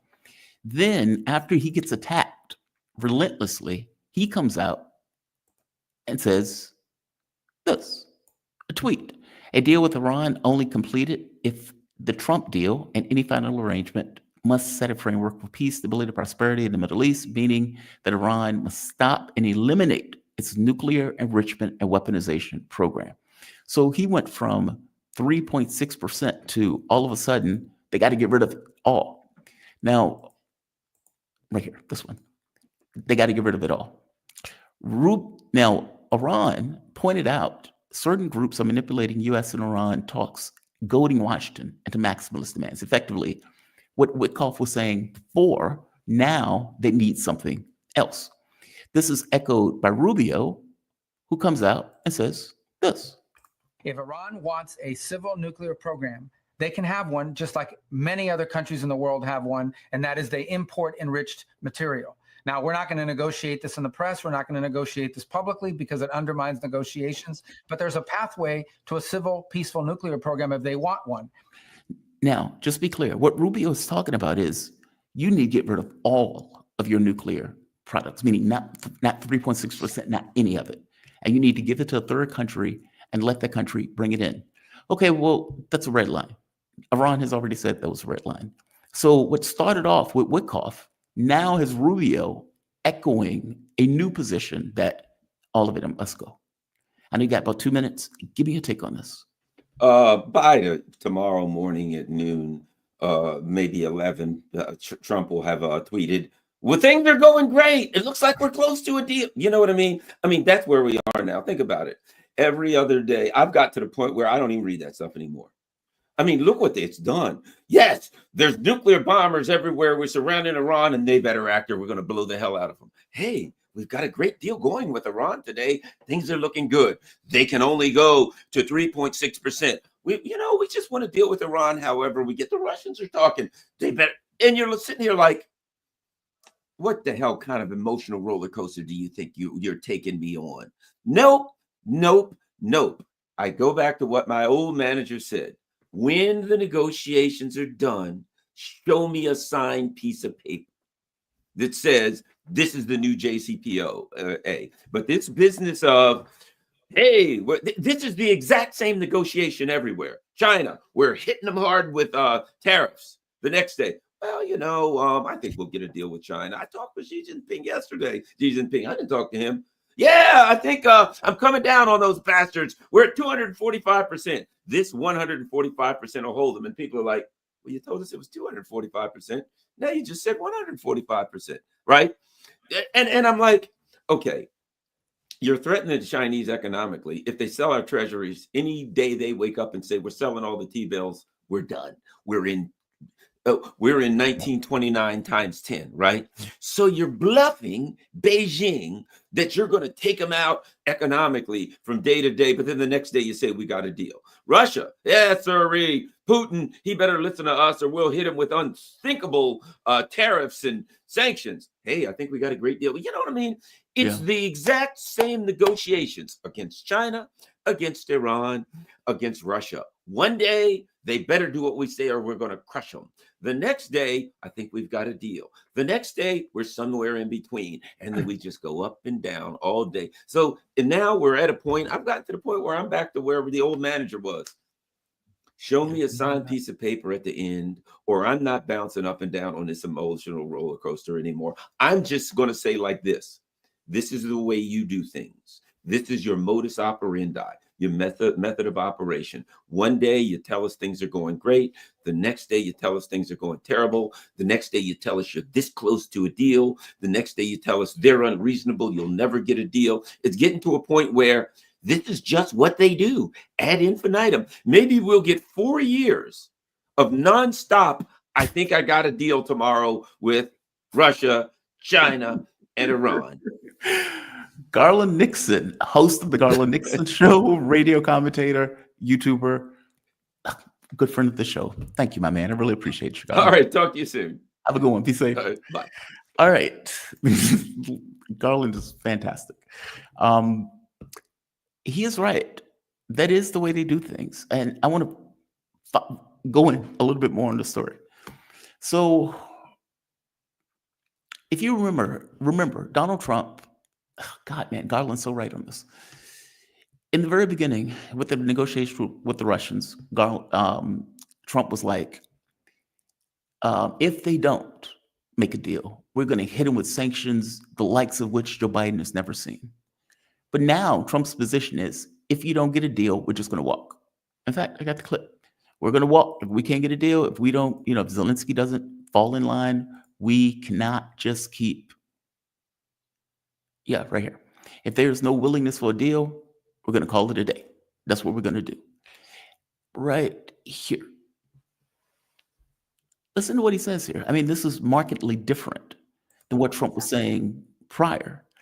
And it sounds like, honestly, it's more aimed at Zelensky than it is the Russians. If for some reason one of the two parties makes it very difficult, we're just going to say you're foolish, you're fools, you're horrible people, and we're going to just take a pass. But hopefully we won't have to do that. And Marco's right. You're foolish. You're bad people. It's like, oh, you're hurting our feelings after 3 years of war. Oh, Trump hurt our feelings, so we're going to call it a day. Okay, that's markedly different. And again, who is that aimed at? It's Zelensky that needs the money. It's Zelensky that is your proxy. It is Ukraine where you've been picking shots and whatnot. It's not the Russians. They're moving forward. And just to make the point that much clearer, don't take my word for it, take Trump's word for it. In this case, when Donald Trump puts out a tweet when he's very angry at Zelensky, he says the quiet part out loud. At the very bottom of the statement, he points out, within 3 years, you're going to lose your country. Full stop. Which is true. Which is true. Now, Marco Rubio, when he gave his statement, was more dishonest.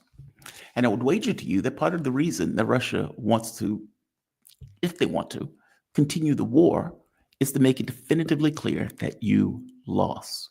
Marco Rubio's statement, where he's like, this is basically a stalemate, nothing is effectively taking place, neither side can make progress, is nonsense. It's the nonsense that Europe has been telling themselves for the last 3 years. And I would wager to you that Russia wants to make brimmingly clear that you lost. You completely lost. The other point, when Trump was talking about the deal with the Russians, he was saying within a few days, we need to know now whether or not a deal could be made. Later on, it became weeks. We have a couple of weeks to see what happens. Okay, again, that's a change. You are continuously moving your lines. Nobody knows exactly what you're doing. And we're not even sure if you know what you're doing. So credibility with Trump is an issue right off the bat at a time where you need credibility to come up with a deal. There's another part to this, by the way.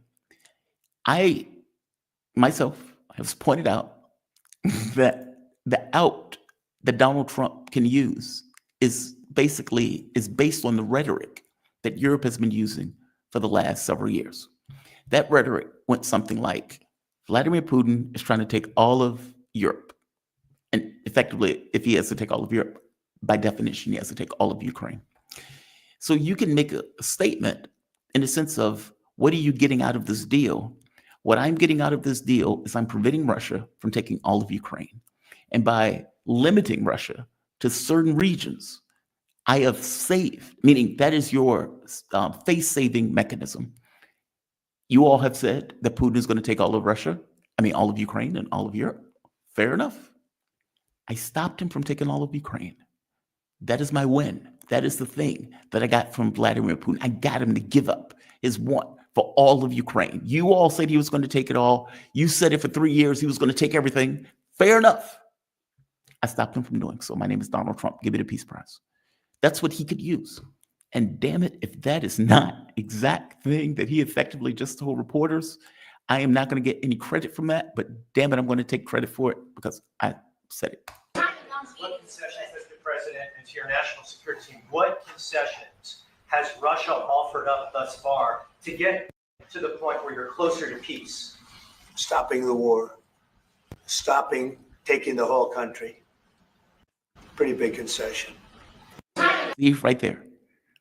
Stopping the war and stopping him from taking the entirety of the country. A pretty big concession, meaning I got him to do that. I got Putin to stop taking all of Ukraine. Now, the reality of it is, it's a special military operation. The objective wasn't a war.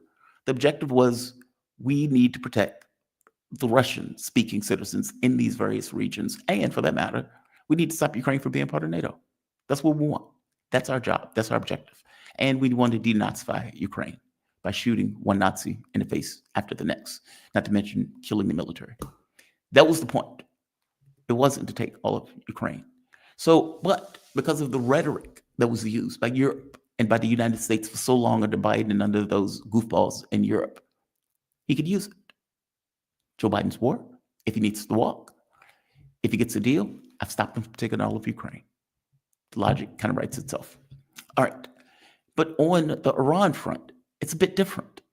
Because on the Iran front, we're not talking about a situation where Trump has no cards, where he can't do anything. We've said for the longest time, he has no capability to do anything on the ground short of going to something like nuclear war, which all things being equal, he doesn't necessarily want to do. So he is limited in what he can do in Ukraine. Any deal that Donald Trump makes has to be beyond Ukraine. And even in the deal that was released, I believe was the Telegraph, $100 billion from Ukraine, business deals with Russia. That was the point of Kirillov coming here. That was the point of Wickoff going there. And even when Wickoff came back, the things that he was talking about mainly were business relationships. All right. This is different. This is different. Yes, he's lying about tariffs with China. Yes, he's pretending as if he's having some kind of conversations that take place. But that's different than Iran. Because what Donald Trump has effectively said on Iran, surrounded by a bunch of Zionists who are itching, chomping at the bit to attack Iran, is if you don't sign a deal and we can't get a deal, we're going to attack you. And using this kind of bullying as a way to get more and more concessions, effectively, give me your lunch money. And then the next day, give me $2, give me $3. It's that, right? When Witkoff initially went, and I played the clip before, I play it one more time because I'm going to make a self-contained clip. When Witkoff went the first time and Witkoff came back, he was saying something different. Now, this is the realists going to Iran and talking and coming back with this. And I know I played this clip before, but I'm playing it because it's a reference point of what was Witkoff's negotiations when he went, when he was the main proponent in these negotiations. What was he talking about? This message of peace through strength, it resonates throughout the world. This is not a threat on my part now.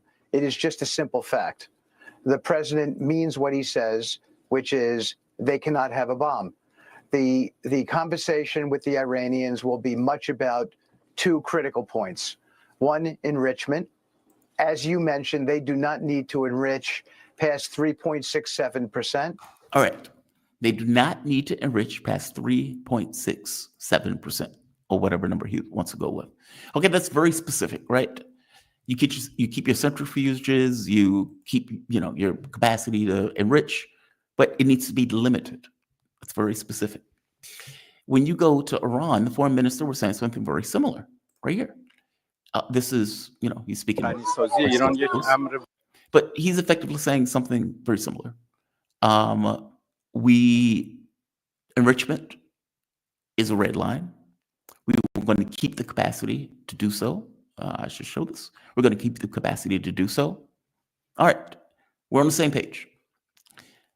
As I pointed out, Iran also pointed out that certain groups were trying to manipulate the United States to maximize demands. Now, the reason you want to maximize demand is because, okay, well, if I can hit your red line and I can say, this is what we need in order to make this deal work. Okay, but that's a red line. And if you know that's a red line, and if that is a sticking point for you, then how can we come to a deal? It's that, right? Now, you have Trump escalating threats. We may have to bomb him. We may have to bomb him. Iran's nice people, but hey, we may have to bomb him. Meaning he has fixed himself in a military disposition against another country, full of Zionists all around him. And the question is, can he step back from that as a bluff? Can you do that?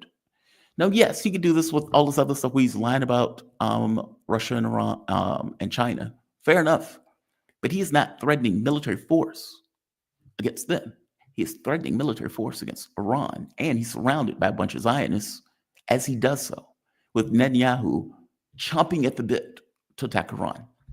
I've told you I'm very dark on this. I've seen the thread going all through these presidencies. And yeah, a president can have his own mind and his own point of view of things and may not necessarily want to hold it back. That is a heavy cliff to step back from, especially with the people around you. Here's the other clip. So, as I pointed out, Witkoff backed away after he got attacked on this. Rubio seems to have taken the lead from Witkoff on this, who is a Zionist and a whack job.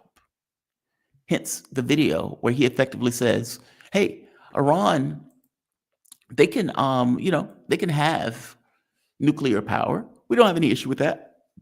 What he's not saying is that they can't do it themselves, which is, again, a sticking point for Iran. We are not going to give up our centrifuges. Full stop. And if that's what you want, sad day for you. Now, this goes into the Guardian article with a ludicrous title, by the way. Iran rejects demand from the U.S. to rely on imported uranium. Well, that's because the United States escalated their demands.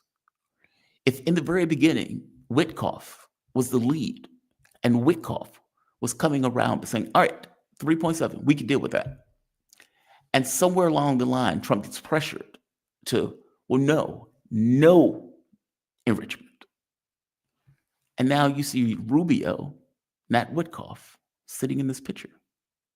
Okay, what does it mean? Does it mean that Rubio has taken the lead from Witkoff? Is that what it means? And if so, What are the political consequences of that? Especially if Rubio's doing negotiations. He is a Zionist. He may be okay with attacks on Iran, especially considering the people that are around him and the people in Congress who are egging this on. What does it mean? What does it mean? Now, that's a big deal. And it's a big deal because they're going into negotiations in Oman over the weekend. And up to this point, they've been able to have these negotiations where everybody comes out, smiles, shaking hands, no tables thrown over, nothing to that effect.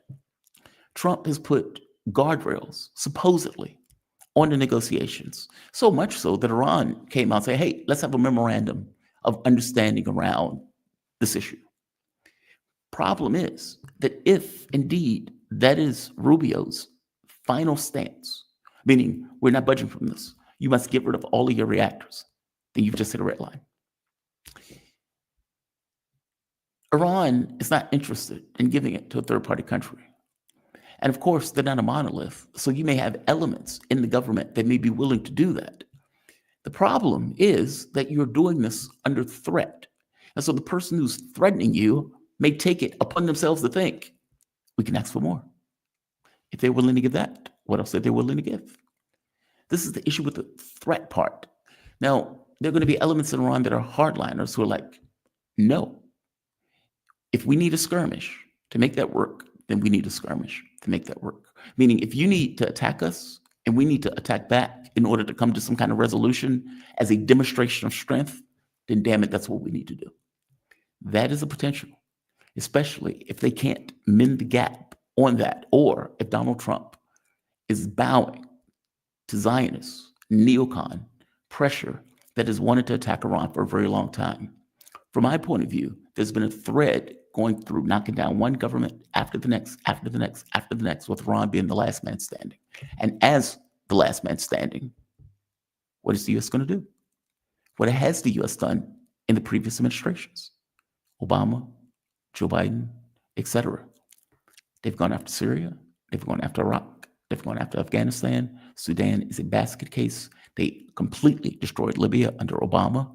And here you have Donald Trump, $100 million, Miriam Adelson, one Zionist after the next, one whack job after the next, with Netanyahu beating down his ear saying, hey, we need to attack Iran, with fueling jets and running missions, testing attacks on Iran. What does it mean? Can they mind the gap is the question. I know John was on yesterday saying, well, he thinks the negotiations have gone well. That's an escalation. That's an escalation. Now, Garland's right. For the most part, Trump has been inconsistent. I think my thing is, does that inconsistency go to military force on an issue like this when he's surrounded by the people who surround him? And when Witkoff, the realist, seems to be now taking a backseat to Rubio, the ardent Zionist. Rubio in that position is a bad omen. That is a bad omen. I'm not saying that Iran is going to get attacked. I'm not saying they can't mind the gap. I'm just saying if you take the realists off of the main thrust of the negotiations, and the realist was coming back with a plan that everybody could agree with, or at the very least Iran could agree with, and you've now come up with something that Iran has said is a red line. What does that mean? What does that mean? My biggest fear was that people are policy, and who you put into a particular position tells the policy that you're effectively running with. The fact that he had Witkoff going from place to place to place was a positive omen. He's a realist, right? He doesn't have these ideological things short of, I want to make as much money as I could possibly make. Look at what happens when the realist comes back. The realist gets attacked. And you pull him off that issue. Now, is it possible that Witkoff needs to go to Russia and that's why he's not going to Oman? Maybe, maybe.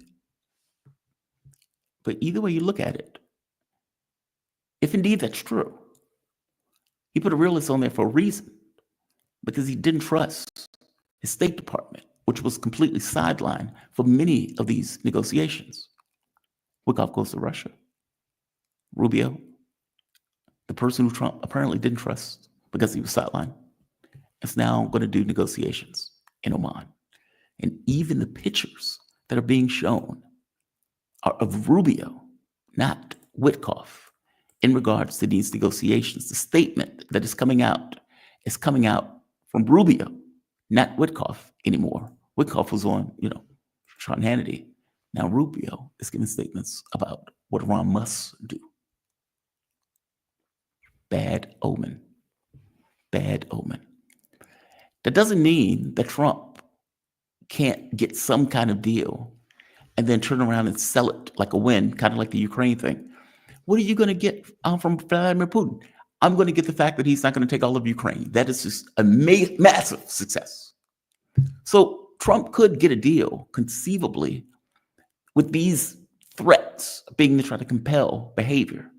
And when the behavior can't necessarily be compelled, to step back, take a deal, and sell the deal. That's possible. Because again, personalities do get involved in this. I'm just pointing out, it is a very bad omen that Rubio's the guy who's now going to do those negotiations. So we'll see. My concern is that the previous administrations had no issue destroying all of these other countries. For Iran's part, they're talking to China, they're talking to Russia, meaning they're in constant contact with allies about these negotiations to whatever it's worth. Saudi Arabia apparently made that trip over to Iran. Again, this is not the exact same isolated Iran that was there the first time around that Donald Trump was there. There may be pressure coming from Saudi Arabia saying, hey, it's not a good idea. Maybe. Who the hell knows what Saudi Arabia is thinking? I'm just pointing out there are people in Iran who believe that a skirmish is necessary as a demonstration of strength, at least some of the reporting. There are others who are like, we should take a deal. The Ayatollah is the one that's going to win out in regards to his thoughts and what he thinks. And if he already thinks you can't trust the United States, we shouldn't even be negotiating with the United States. We'll do so because we want to, seem open and willing to have these negotiations. But all things being equal, you can't trust them, nor should you give way. Then there will be skirmishes. It's that simple. It has to be. How does Trump back away? Yeah, you can lie about China. Okay, fair enough. You can lie about China all you want. You can lie about the time frame in regards to some kind of deal with Russia. Again, you can't do anything on the battlefield, so you can't really attack them. Fair enough. You pass 20,000 sanctions or whatever. Those are different lies. Those are different lies. Hey, does this dress make me look fat? No, it doesn't. It doesn't. It does not make you look fat. Have you cheated on me with Tiffany? No, I have not. And yes, you did cheat on me with Tiffany. Those are very different lies. That's my point that I'm making. Trump can make one, no issue. The second one is hard, especially after you've spent weeks saying you're going to hit the country if you can't make a deal. And you put bookends on the time frame to which you want to make that deal. Is there a way out? Is the question. Would Iran break their red line and allow a third country to effectively give them nuclear power where they're no longer sovereign and self-sufficient because the U.S. is threatening a unilateral attack? Or will they say, fuck it. If you want to hit us, do your best. You will be hit back. Just know it. In which case, a test of strength is necessary. Taking your sovereignty at the barrel of a gun or at the barrel of a missile. Buckle up. We'll see. No clue which. I do get the sense that I think John is right that many presidents told Israel no in regards to attacking Iran. But many presidents didn't have this level of whack jobs surrounding them. And that's the issue. People of policy. And the fact that you've stated it so strongly, that's a hard cliff to walk back, even for Donald Trump. I want to bring in my guest, though. We are joined. My man even got here early. Peter Coffin. Thanks, Peter. Yeah, How I'm you making up for it. I needed you here early, so that's great. And I was finished my spiel on that topic. How you doing? You doing all right? I'm doing well. How about yourself? I am doing well. Peter Coffin is a journalist with over 250,000 YouTube subscribers, podcaster, and author. In their book, Custom Reality and You, they explore a world where profit is the driving force. That is indeed our world. Commodification, pretty much everything, right? Yeah. It's like commodification. Making everything into property, man. Yeah. Commodification of rage. I mean, there's a great Black Mirror episode where the guy does all of this work. There's a Black guy who's in a room, basically poor, and they were working on a credit system. And the women who would come out, do singing and everything else, if they didn't do well, they would send them into porn. And he comes on stage angry and rageful. And I think he even had a knife to his throat. Yeah, it was a piece of glass. Yeah, that's it. Yeah, no, I remember this one. This was a real good one. Commodification of rage. And then he has to perform it like every day. Yeah. He's got the piece of glass and like a case that's got like foam in it and stuff. And it was a release valve for the public that was very angry at the system. And he played that role, a commodified rage. It was the guy from Get Out. Yeah, it was. Yep. Yeah, I can't remember his name right now, but man, he did a great job in that movie too. But like, particularly in that, that was the first time I saw that guy, and he did such a great job in that. Like, that was part of why I went to see Get Out. I'm also a Key and Peele fan, but it's creepy when you think about it. It is. It's true. Like, absolutely true. If I get on YouTube and scream out, like, what is Jimmy Dore? And I'm not saying this is a negative. I'm just saying as a flat fact. When he is screaming at something, hell, when I'm on the radio in the morning, like my producer came to me one day, it's like, yeah, my family member was like, why do you scream so much in the morning? That's why I'm getting shit out. Like I'm pissed off if I'm doing a monologue. That is the commodification of rage. You're paid on some level to assuage a certain part of the population, the feelings of that part of the population by emulating them in some way, meaning they feel something from you in that you're paid for that, which is... Well, you're having a conversation with your audience. And like, the thing is we all see these things, they all exist, and we're all mad about them. And if at least somebody says it, at least somebody has said it, you know? Exactly. And the thing is, that's not a bad thing. That's the problem. Is there's a fine line that I've been trying to walk for a very long time, where I am not only saying these things publicly, I'm writing books, I'm making documentaries, and I make money off of these things because this is how the world works.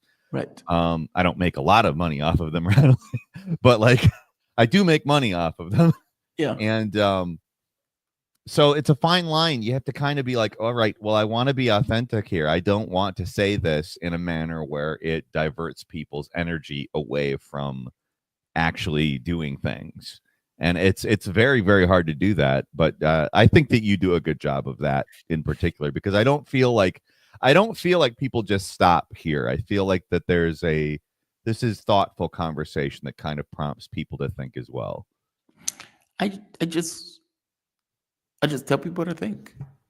Yeah. There's no magic to it. I mean, it really is. No, there isn't.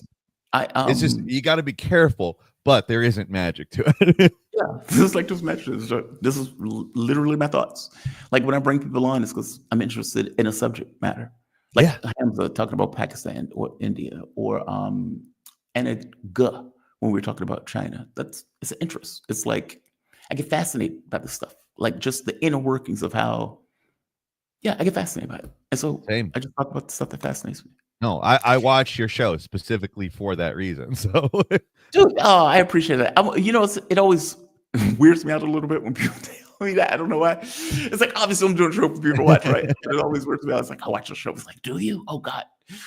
I get the same thing. No, believe me, I get the same thing, because I'll stream and I'll talk about something, and then somebody will say like, I watched that. I'm like, oh, did you? Oh, okay. So I get where you're coming from. Yeah. Did you? Donald Trump's approval rating is plummeting. And this is like brutal. Now, I would say it should plummet. He has no wins. You could say immigration is a win, but you are deporting people to foreign countries that don't belong. I don't think that people actually wanted what he's doing, because he's actually doing less than the previous presidents. He's just doing it in the most obnoxious and angry possible way. And I think that's actually worse for most You think people, he's doing including less? Can you like do less? well, I mean, arguably speaking, he has not reached the numbers of previous presidents. However, he is doing it in a way that I think you can't characterize it as anything other than violent, more or less. Well, explain what you mean by that. You say he's not doing it. What is it? Deporting people. Like, if you look at the actual, just like straightforward deportation numbers, he has not matched either the two previous presidents. However, the way he's doing it is not like, I don't think anybody really, I think that even the people who were like, we need to deport more people, weren't really thinking that it would look like, you know, I hesitate to say this because I don't want to be the person like he's a fascist, but there's reminders of certain images from history in how he's deporting people. You know what I mean? No. So that I agree with you on. He gyrates a lot. But I think he's doing more. I think he's hyperactive. It's just he may pass them. I don't know, but I don't think he has yet. Well, no, I don't think he will. I think this is a performance. Right. Like, you think he'll shut it off? Well, eventually. the notion that you take somebody and deport them to El Salvador when they're Venezuelan is outrageous. But it's the crazy. Notion that you take somebody who is supposed to be in this country and you define them yourself, no court or anything like that, as a terrorist, and then use that self-definition to deport them to El Salvador is outrageous. When the judge tells you, bring them back, you're like, I can't do it. I can't do it. Even though you've brought back other people from El Salvador and you admit that you made a mistake. It's mean-spirited. It's, I would argue, racist in many respects. And if you want to call it very least racially insensitive, at bare minimum, it's racially insensitive. I think arguably racist. But like, I don't think that anybody who is trying to argue against it being racist can be backed up past racial insensitivity. I feel like if somebody's like, it's not racist, you have to be like, well, it's racially insensitive at bare minimum. You know what I mean? Like, I don't feel like you can maneuver your way out of that box. You know what I mean? So this is Mahmoud Khalil Muhammad. Yeah, this whole thing is just absolutely, like, as much as like there's controversy around Mahmoud Khalil Muhammad and who he has worked for in the past, et cetera, et cetera. But as a standard of like what this country stands for, what our Constitution says, what our immigration laws are, they're more or less deporting this man for having an opinion. And that's insane. They didn't. And just to put this in context, and the reason why I'm showing this is because the document points out that they didn't even have a warrant for him. Yeah. And it says here, officers had exigent circumstances to conduct a warrantless arrest. Are you out of your fucking mind? Who? Okay, like, first that's outrageous. I mean, I know I'm dropping the F-bomb, but that's outrageous. It is. I mean, it's using the word. Like, here's the thing that bothers me there too, is it's using a word that they know that people are going to be like, well, what's that even mean? What's exigent? Like, they're using it on purpose because I think they think that people won't, like, if they're confused by it, that they won't have an opinion as much. But I think that actually backfired. I don't, because I've seen that quote before, and it's like, no, you're literally talking about a warrantless arrest here. I don't think you can use words to distract from that. There is no distraction from the warrantless part. That's outrageous. Like, it's not like it's insane. Robbing a bank. Yeah, it's outrageous. Yeah, well, yes, exactly. I mean, what is, like, they need to define that. What is the exigent circumstance? That Donald Trump wanted him gone? This is nonsense. Right? Yeah, you can't just say fancy word and that's that. Like, no, there's circumstances that you need to outline, especially in a court document like this. Yes. And to make this even worse, you know, I've been making this point about due process matters. Yes. It matters, right? I've also been, hammering on that. It's a big deal. Come to find out, thankfully, the American public agrees. So when they look at Donald Trump and they were doing his approval, one of the things that they pointed out was this. Abrego Garcia, who was recently deported to El Salvador, that still blows my mind. It still blows my mind. Deported to Garcia despite a court order prohibiting his deportation. 50% of Americans say Trump should bring him back to the U.S. 28% say they should. Like twice as many people look at that and say, that is outrageous. Yeah. How are you doing that? And to keep going, Democrats overwhelmingly say Trump should bring him back. 67% to 6%. Jesus Christ. While independents by 2-1, 50 to 23. Republicans are heartless assholes who are not giving a shit about due process. They did give a shit about due process when he was going after Trump, by the way. But yeah. on the, Oh yeah. Well, see, don't here's care. the thing: is they don't know anything about this. They're not the Trump. The fandom is not notified about any of this, any of the exigent circumstances of the.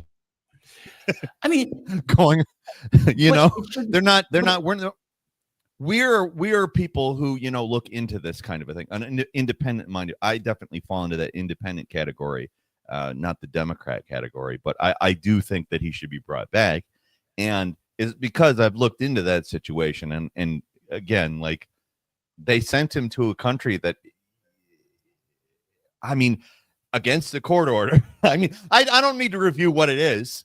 I feel like it if I start doing that too, I start getting the like, wow, it's just crazy.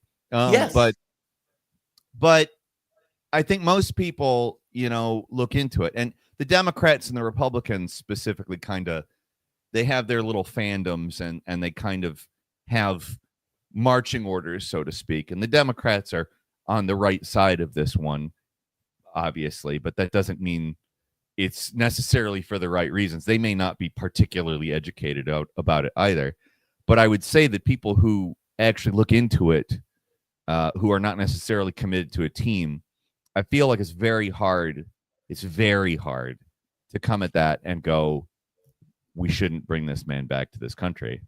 I am sick of these cults. It is Yeah, no, I radically agree. anti-American what they're doing. And you know, when they were going after Trump, and I was making the point of saying, okay, this is outrageous. You're like, Yep. Payment for a porn star, trying to put the man in jail. And when Hillary Clinton did the same, well, she didn't pay a porn star, but getting the thing from We don't know Steele- that. Well, yeah, I don't know the flat fact, right? But getting the thing from Steele and then writing lawyers' fees. That's what they were getting Trump for, lawyers' fees.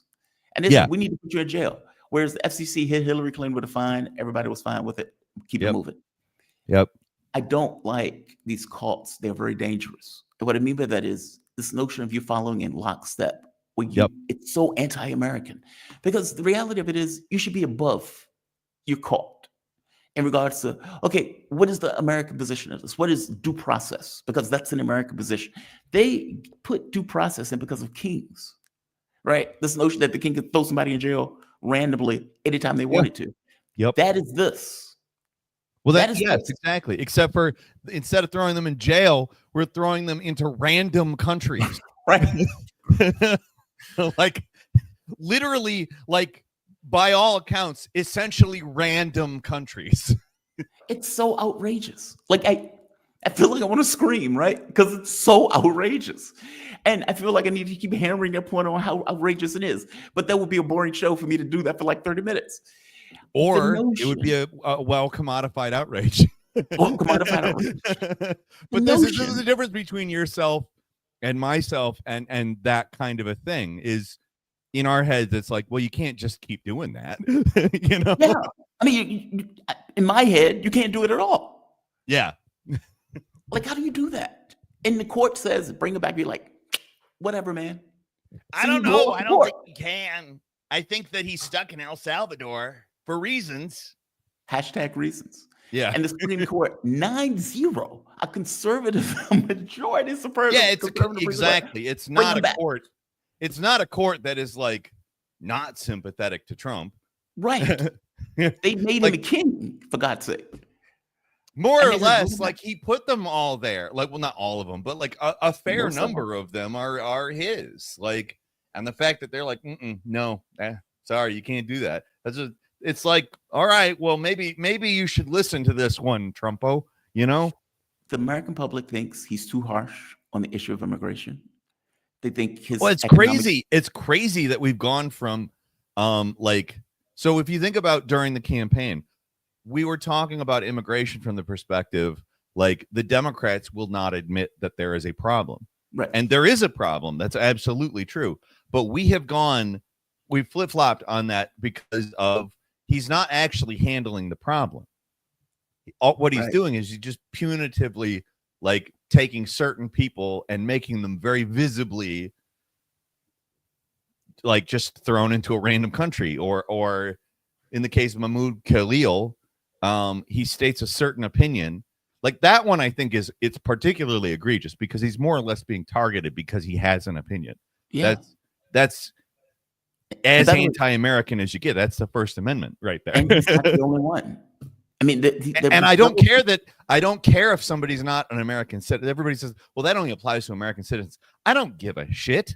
Yeah. I don't care about that. Like if we want to guarantee a right for people, like when we say all people are born equal, or all people are blankety blank, all people have unalienable rights, and suddenly you want to say that's just for the people in our country, that's bullshit. No. Yeah.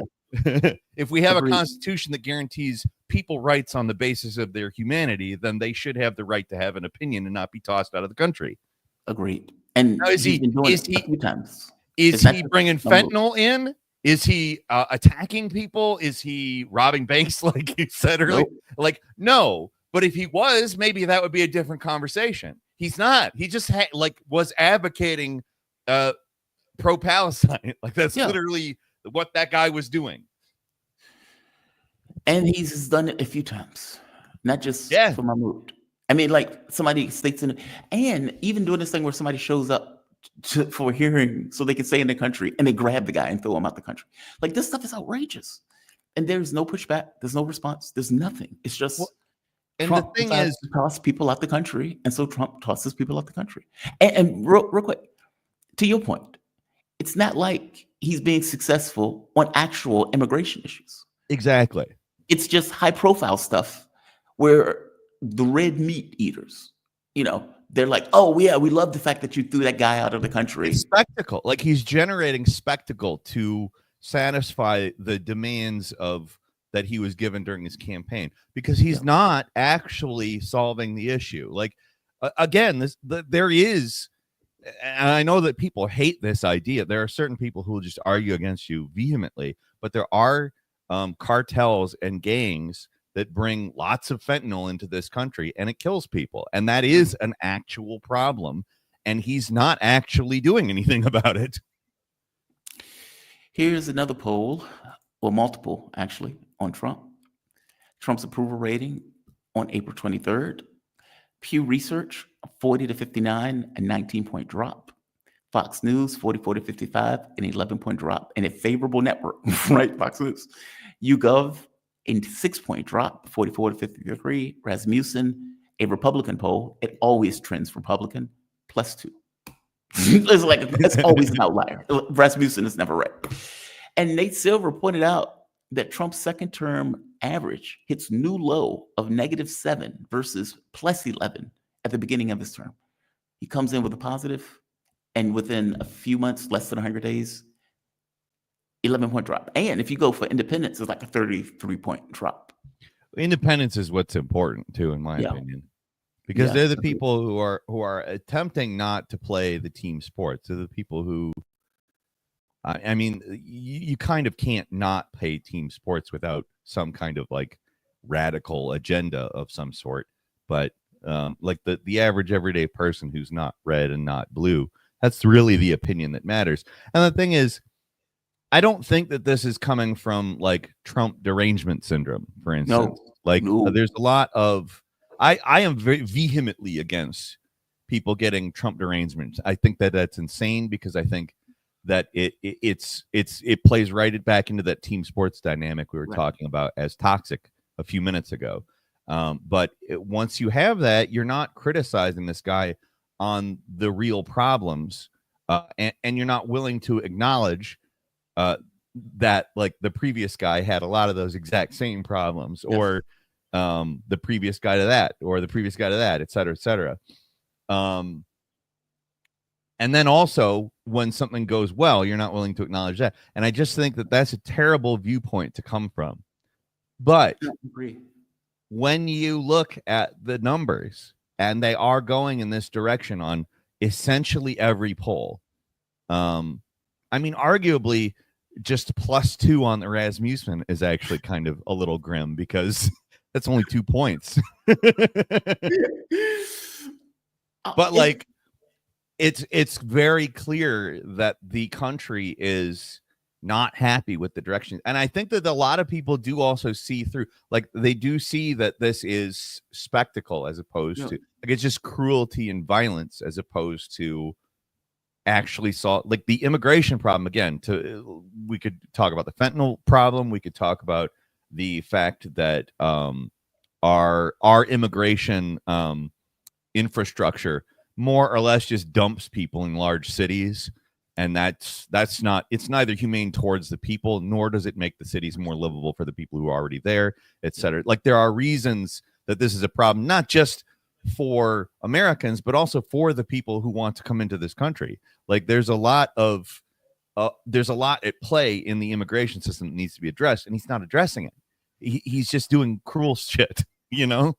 It's not just immigration. I mean, like, no, it's they're not responding to real world phenomena. I mean, like, the dollar drops 10%. Mm-hmm. He's raging a tariff war with the world out of the blue, something that he didn't necessarily tell anybody that he was going to do. The prices for things are going to go up.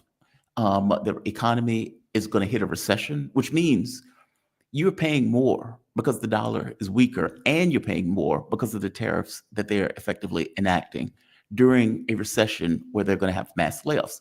Here's the other thing. This, where is it? I think I closed it. Damn it. Right here. The tariffs driving people out of business, which obviously it was going to do because, you know, at the point where you're having a trade war, it's a trade war. Tariffs driving thousands of layoffs at manufacturing plants. And this was April 22nd, 2025.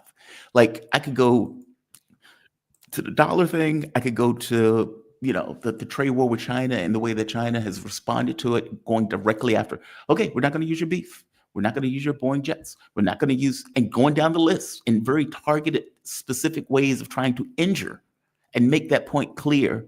You're going to lose this. Trump cannot pull himself out of it, can't win it on its own, has tried to go to other countries. And because of the way he initiated his campaign, where he's like, sending Vance to browbeat Europe, calling them vassals. Well, I don't care what Europe thinks. Okay, well, now you need Europe to help you gang up on China, and they're saying F off. Japan, F off. All of these other countries, we are not damaging our trade relationship with China for you. So now what? So he has been relegated to, yeah, I'm talking to China on the phone. No, you're not. No, you're not. Like, all of this stuff is like insane. And this is the calamity of his administration. And one last point before I let you get back in. He cannot acknowledge how bad this is. And so he just lies. Like, the level of mendacity that's coming out of this White House is astonishing. Hegseth just lies directly to the camera about the signal leak, the first one. And it's like, whoa, dude, you realize everybody knows you're lying, right? When Trump said, oh, the trade war is going great. No, it's not. Oh, no. We're going to get a deal or we're going to leave. And then later it's like, okay, we got 2 weeks to have a conversation with Russia. Okay, dude, you need to make up your mind on what you're doing. Man, that Nintendo Switch was announced at a very high MSRP anyway. We aren't looking forward to what that looks like in a year. Right. And not to mention the market. The stock price was just clapping 1,000 every day. Bam, 1,000, bam, 1,000, bam, 1,000. Yeah. I'm going to fire Jerome Powell. And then it's like, I don't want to say anything about Jerome Powell. He's not going anywhere. 2 days later. Well, so here's the problem, or at least a problem, not necessarily the problem. But what he's proven is that he can just go in a direction, and he theoretically could just change direction. You, I think, noted the most important thing, which is that he is not acknowledging that they've made a mistake. Because if he could do that, you could change all of this stuff tomorrow because he's proven that he changed all of it, overnight anyway. So if you do that, you can undo that. I mean, it will require some humble pie to be eaten, of course, but if he was capable of eating some humble pie, this isn't something that couldn't be turned around. And that's the thing that I think is the most upsetting about it to me, because he has clearly a lot of power and he has clearly a lot of ability to make changes. Like we've seen that's clear. The president, we are getting a clear outline of what a president can actually do during this administration. And while that's not necessarily a good thing, the way that it's gone, it is a good thing in that we also know if he wanted to change public opinion on himself, he could go, actually, I'm doing it wrong. Maybe we should change direction. He could do that. And to me, that's the most upsetting thing about it right now, is that he's not. It's a credibility. Well, for one, Trump is a tiny, petty man. Yes, he is a petty man. I cannot see him. I mean, I've said he's amoral to the truth. Doesn't care what it is. He just says whatever. So there's that problem right there. Honestly, I would have never put somebody in a position of that level of power that can be that mendacious. It's like you can't trust anything that comes out of his mouth. He has no credibility leading a country that has very little credibility, even without him.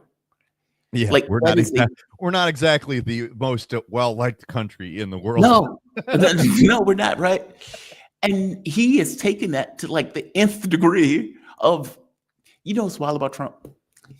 And what I actually do like about him, he's honest in regards to the way the U.S. sees its vassals. The notion that you put Vance on camera saying, I don't care where your things. I don't care. We're taking Greenland. And you're like, whoa. The vice president just said he doesn't care what what we call them allies, think at all. Okay, that's pretty intense. Now the catch becomes, did Joe Biden care what they thought? Probably not. Absolutely not. Joe Biden didn't know what they thought.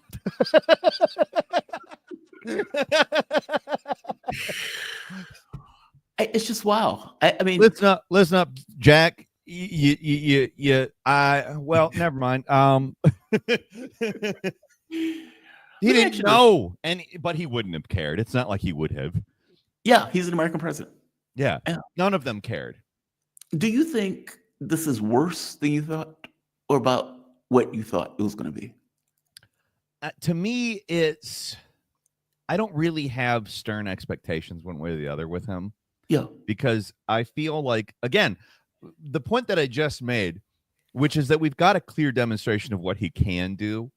It, to me, demonstrates, because he's such an unpredictable person, he could have gone the exact opposite direction and put us on a good track. It really is almost whims with this man. And where I would say maybe that's kind of what makes him different from a previous president. And maybe that's, as much as I don't like where we are right now, what kind of makes him preferable to a different president. I think that people almost prefer the idea that, this guy could screw it up. He could experiment and go the wrong direction. At least he'd be trying.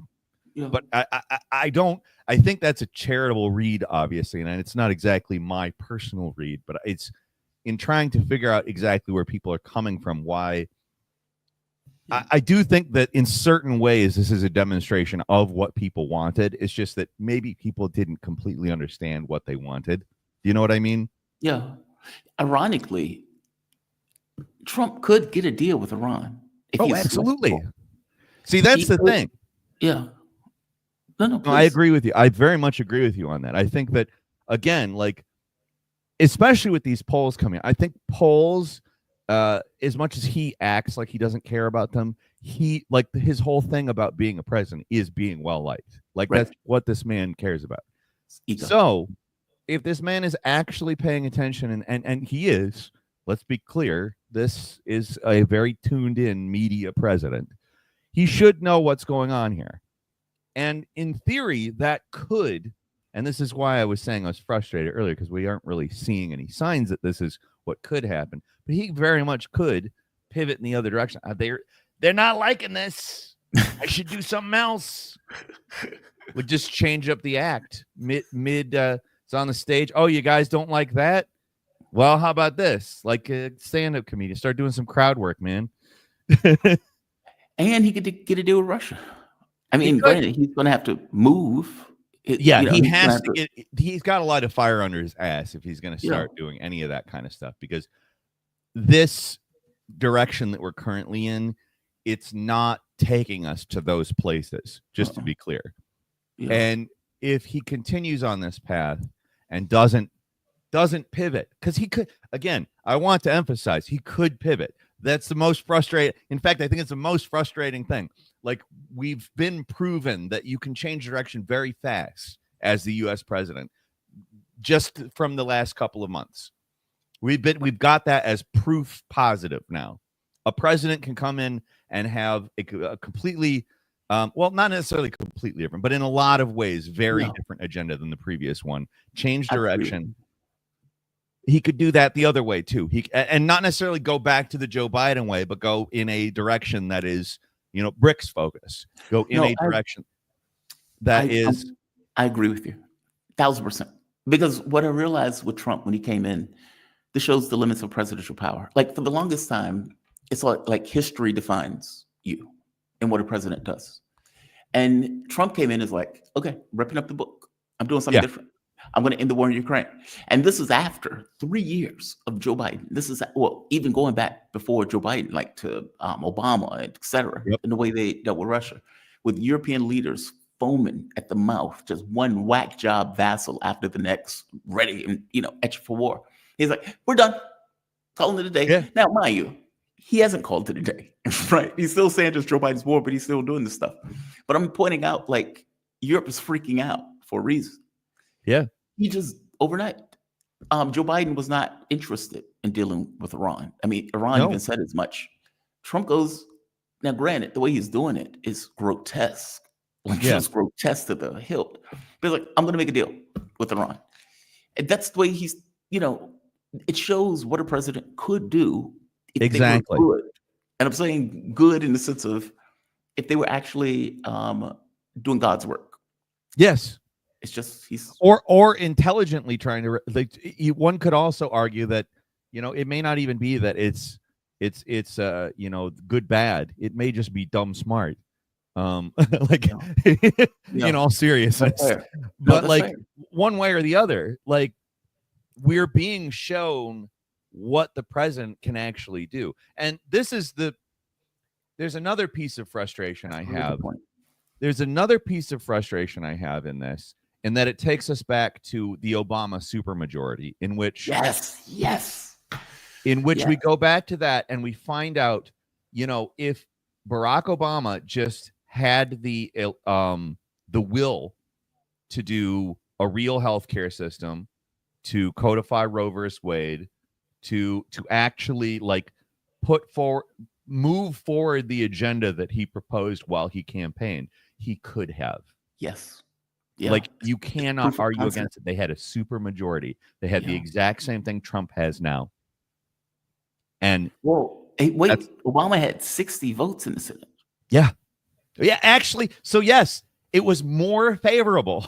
Yeah, 6 votes. I mean, granted, he lost it at one point, but he did. He had 60 votes in the Senate. He could have did whatever he wanted. He could have, you could have done the months that he had it, which was enough time to have enacted enough of the agenda. Like, you can't tell me that they couldn't have rammed a bunch of stuff through. They could have, because he's done it.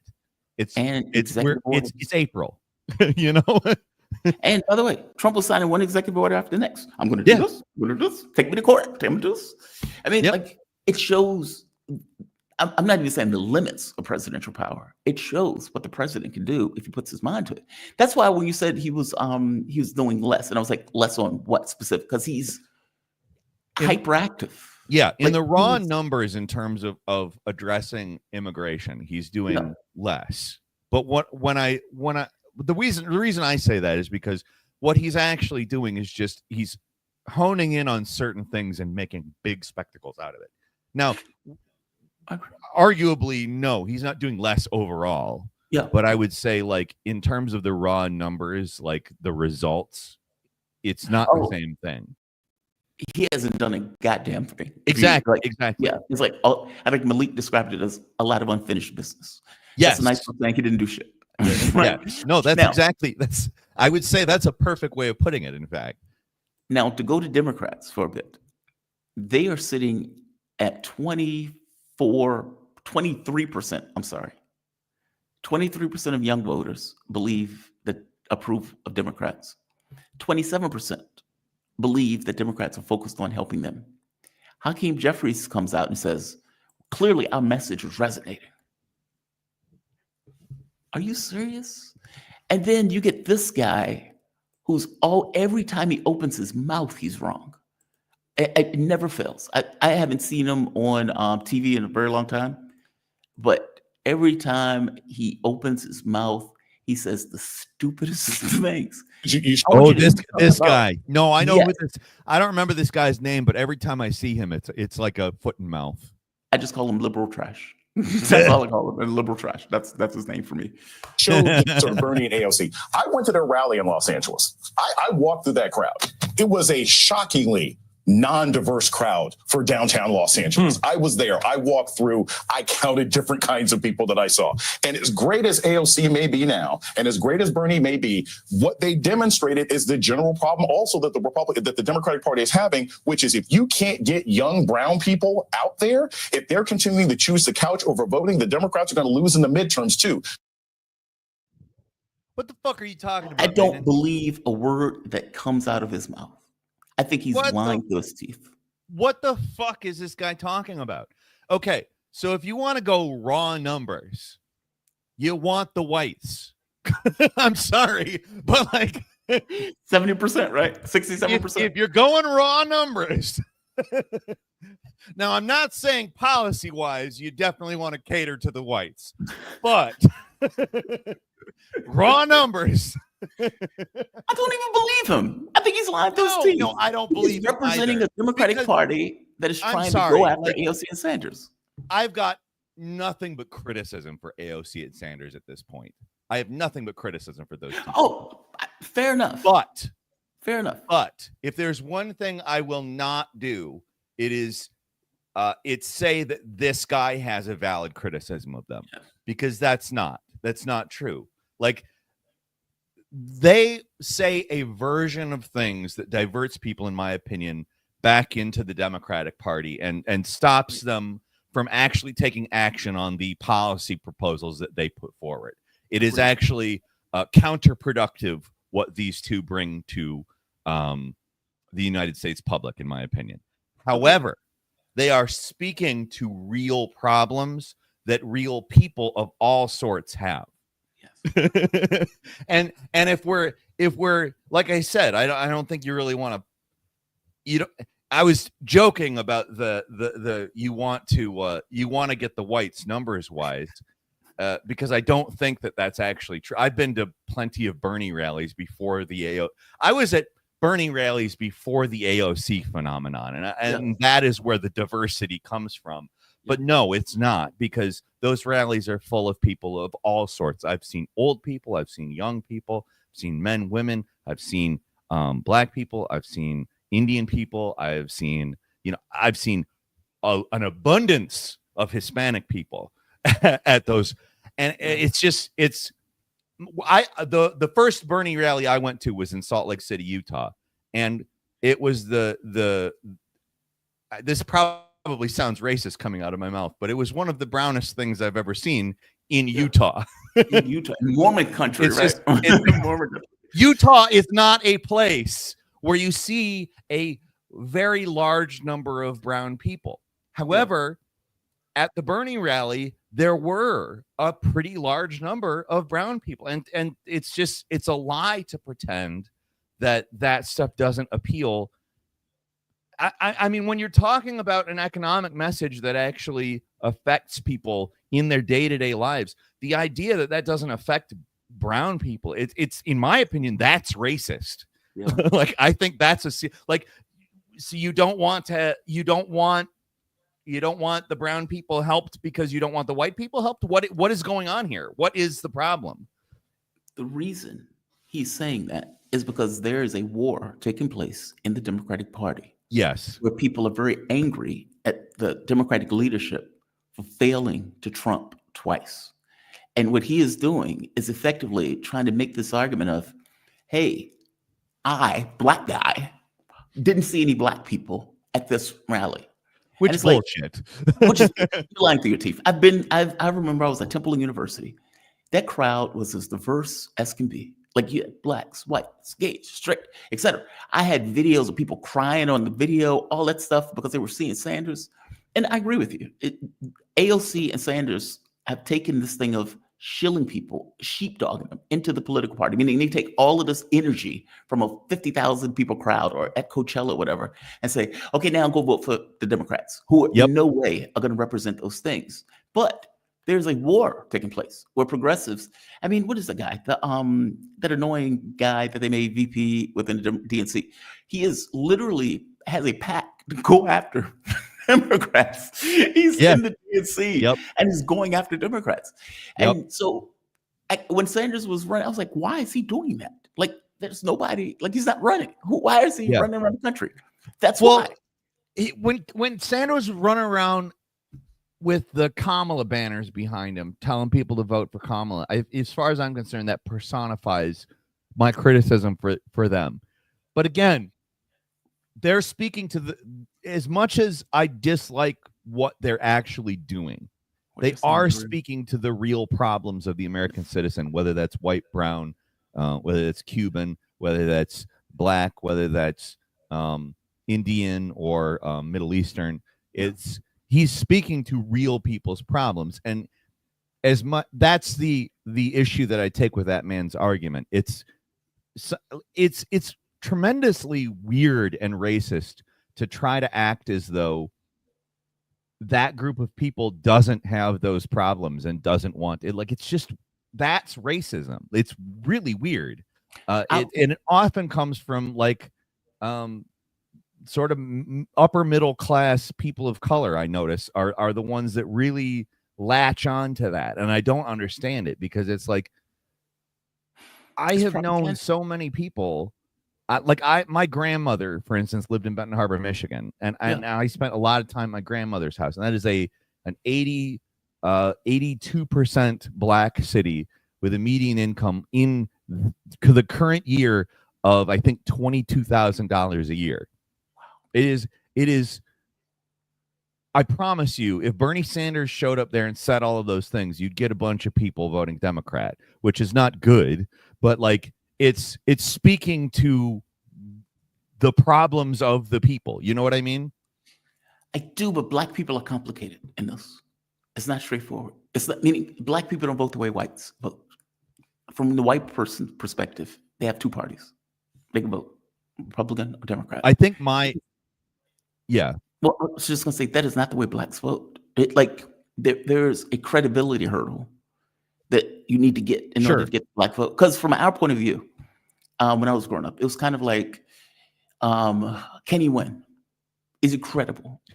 And if the answer is yes, okay, then maybe you do it. So you end up getting these like African Americans going for liberals, like for Hillary Clinton or for a Joe Biden or for somebody like that, because from their point of view, well, the party says they're credible, and so they have a better chance of winning, as opposed to this anomaly of Sanders. I saw it in real time when Sanders went to this church with Al Sharpton, and I think it was like Bernie and Clinton gave a speech, and they were like, despite the fact that the message resonated more, they were looking at Clinton.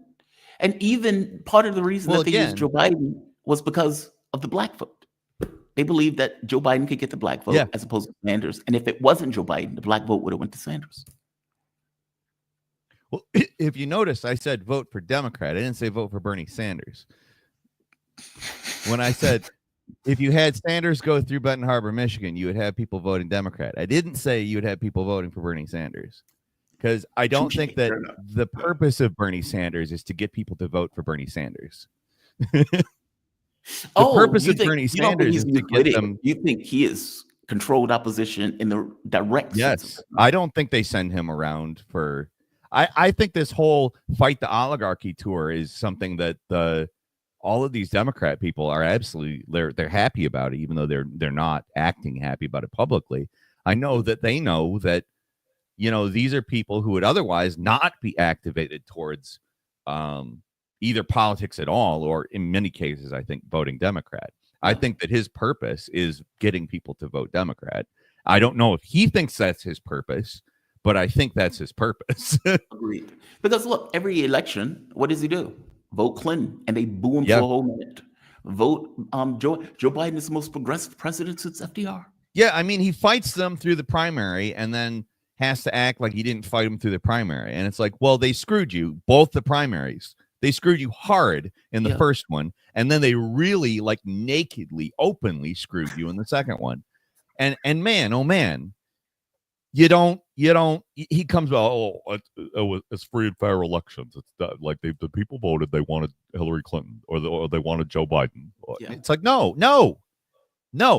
You, if you believe I think he probably believes what he says. But if you had a spine, if you really wanted to stand up for what you believe in, sir, you would have ran independent, and he probably would have taken a significant portion of the vote. Oh, I don't know. I don't think he could have won. I don't think he could have won. I think he probably would have ultimately been a spoiler candidate. But I think he should have ran Democrat and ran an actual race. Meaning, I don't give a shit if she loses. I am running to win this. Yes. Meaning, I agree. I do think that if he'd come from that perspective in the primaries, there is a chance he could have overcome the screwing. Yeah. Maybe not the second time around, because that was an insane. Like having everybody drop out except for the one that they wanted was just crazy. Except for the one that is competing to get his votes. It was even worse than that. Because if you remember, Elizabeth Warren, that's why everybody right? Elizabeth Warren, back in, I forget, it was just before Hillary Clinton was going to run. Hillary Clinton made a deal with the women of the Senate because Hillary Clinton was concerned that Elizabeth Warren would run and would effectively have a better chance of winning the race. So Warren already had a connection with the Clintons. Yep. And so come to find out, all of the other candidates drop out. Obama is calling people and everything else. Sanders, I would imagine, is thinking, okay, Warren is going to back me in this. Warren gets out and starts attacking him as a Bernie bros. Your supporters are attacking me, and they're, women hating and everything else. And Sanders like, what the fuck is going on? Well, and she came out and she claimed that he said a woman shouldn't be president. Do you remember that? I remember her attacking him pretty viciously. She said that he claimed behind closed doors that a woman shouldn't be president. I do believe that he said something behind closed doors that it would be more difficult for a president to, or for a woman to become president. I do remember that. And she warped it to be, he claimed that a woman can't be president, and which they attach all of the sexist expectations to, a woman should actually be in the kitchen. Whereas more, he's talking about the difficulty of becoming president, which is, if anything, sympathy. I've hated her ever since. I've hated her in the DC ever since. Did you see her there was a podcast clip of her? Yes, I got the clip. That one. Yes. Oh, good. You have it? I made a clip of it because it was funny as hell. Oh, that's good. That's because it's such a good example of what's wrong with the Democrats. No accountability. No accountability. In that clip, just for people who, I don't even know how he got that interview, frankly. I don't either. I don't know how he got any of them on a podcast, let alone her. He got 800 subs. Yeah. He has no subs. And and this guy, and he's clearly not sympathetic. No. He made her look like shit. I don't know how he pulled that off. At one point he gets very frustrated with her. He starts cursing. Mm-hmm. What the hell is that clip? I didn't watch the whole thing, but I watched a little bit more than what was on social media. And it's a really I don't know how it happened. It is the funniest shit ever because he asked her a very basic question. Yes. And the question gets to the heart of, look, you were backing Joe Biden when he was out of his mind. And you and told I the talked public about this so much. It's a crisis of credibility that the Democrats had. This is and see, there's the reason I brought this up is because we've talked about this very specifically, the crisis of credibility that they put themselves into by backing Joe Biden. You either have to cop to the fact that you've been lying, or you have to cop to the fact that you're incompetent. So you have to cop to one of those two things. That's what I said last June to you. And this is the result of that. And I think that it's amazing because she can't cop to either of those things. She can't. She can't not do just it. can't cop to it. She laughs as if, like, I got enraged with this clip. And I think I was talking to Tara all about this clip. I think I was more pissed off than Tara was. But I'm not a Democrat, but I acknowledge this notion of, okay, you call this man everything but a child of God. You saw him Hitler. You call him a fascist. You said they were going to pull Liz Cheney up against a wall and shoot her. You guys said that the journalists are going to be carted out and, chucked out of the country or something like that. You've said all of this stuff. And yet the man who you were going to put up for it was Joe Biden. And you lied and lied and lied, and the entire party lied and lied in order to defend Joe Biden. And then when he finally got on the debate stage and none of you could lie for him, none of you could stand in the way for him, that was the man that you all thought was going to go out against Trump. And then at the last minute, he flames out. And so now you have a crisis in the context of the political party where, okay, oh my God, who are we going to do it? Oh, Kamala Harris. And what does Joe Biden tell Kamala Harris? Not an inch of daylight, kid. Basically, you defend my reputation, even if you lose to do it. I hate this clip, even though the clip is funny as hell. I hate it just because of the way she regards it. Like she's laughing at a damn good question. It's honestly just a basic question. Like it's a good question because it's a truthful question. Yeah. Biden had a mental acuity. He had a sharpness to him. You said that up until July of last year. I said what I believe to be true. And you think he was as sharp as you? I said I had not seen decline. And I hadn't at that point. You did not see any decline from 2024 Joe Biden to 2021 Joe Biden? Not when I said that. The thing is, he was sharp, Joe Biden here on his feet. I saw him live event. I had meetings with him a couple of times. Senator, on his feet is not praise. He can speak in sentences is not praise. All right. Fair enough. Fair enough. Look, the question is, what are we going to do now? Such a bad answer. That is not the question. No, it's not. What are we going to do now as a party? No, I'm sorry. What are we going to do now? What you're going to do now is the same thing you've always done, and that's what you're proving here. Yeah. You don't care about, any of the real problems. You don't want to address them. You want to brush them away. That's what you're going to do now. Or accept responsibility for that Yes. shit. Which is what he's like trying to get at. Yeah. You have Peter, to it is after 10 o'clock. I didn't even realize it. So I was like, I looked at the clock, I was like, holy shit, it's 10:15. Thank you for this, Peter. Of I course. kept you far Anytime. longer than I thought I was going to keep. I didn't even look at the clock. I didn't even see the clock. I'm sorry. No, it's I was having a good time too. It's Yeah. perfectly fine what time it is. I do appreciate it. I have to cut videos and everything else, and I love these conversations, which is why I didn't even pay attention to the time frame on it. Well, I mean, we touched on some important stuff too, so it's not like. Yeah, no, totally. I mean, it's a conversation. I mean, some people Yeah. don't get that in the chat, but fair enough, it's a conversation. I appreciate you, man. Thank you for joining me, Peter. I really do. This stuff annoys me to no end. Like, it's when I talk for international politics, it's more cerebral for some reason.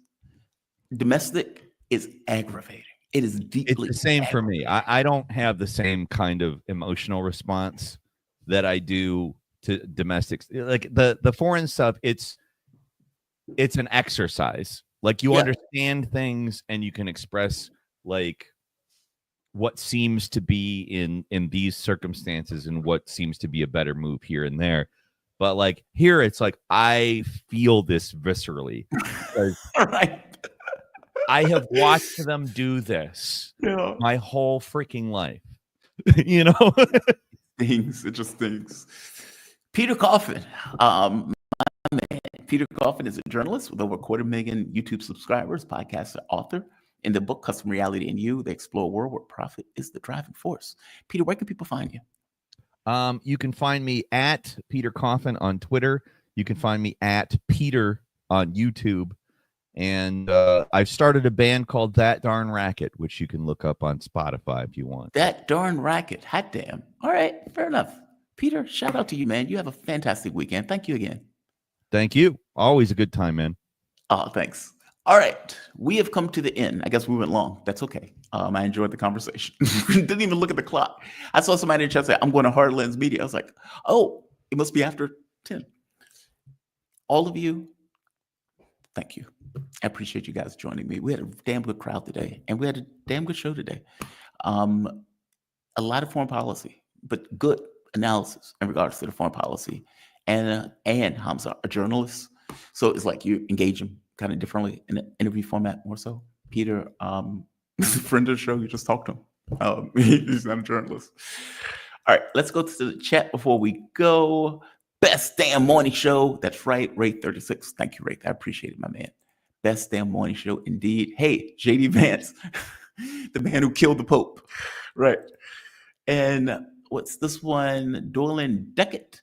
I agree with Peter. Racially insensitive, yes. Racist, no. You don't think it's racist. There'll be someone who gets caught in the net, unfortunately. Up to this point, there hasn't been a Palestinian, Asian, anybody who's critical of Israel or whatever. They've been chucking him out the country left and right. I don't know, man. There seems to be him going after the Black History Museum. There's that. The going after the DI programs. Okay. Slightly agree on some of that. Depends on what it is. But again, it is red meat to his base. And you have to wonder, why is that particular issue red meat to his base? And the more hateful, the more viscerally vicious it is, the more they love it. Okay, well, yeah, at a certain point, I said, okay, that's just racist. But fair enough, fair enough. Racial insensitive, racist, spectrum, right? All right, we have come to the end of an elongated show. I want to thank all of you. I want all of you to have a fantastic weekend.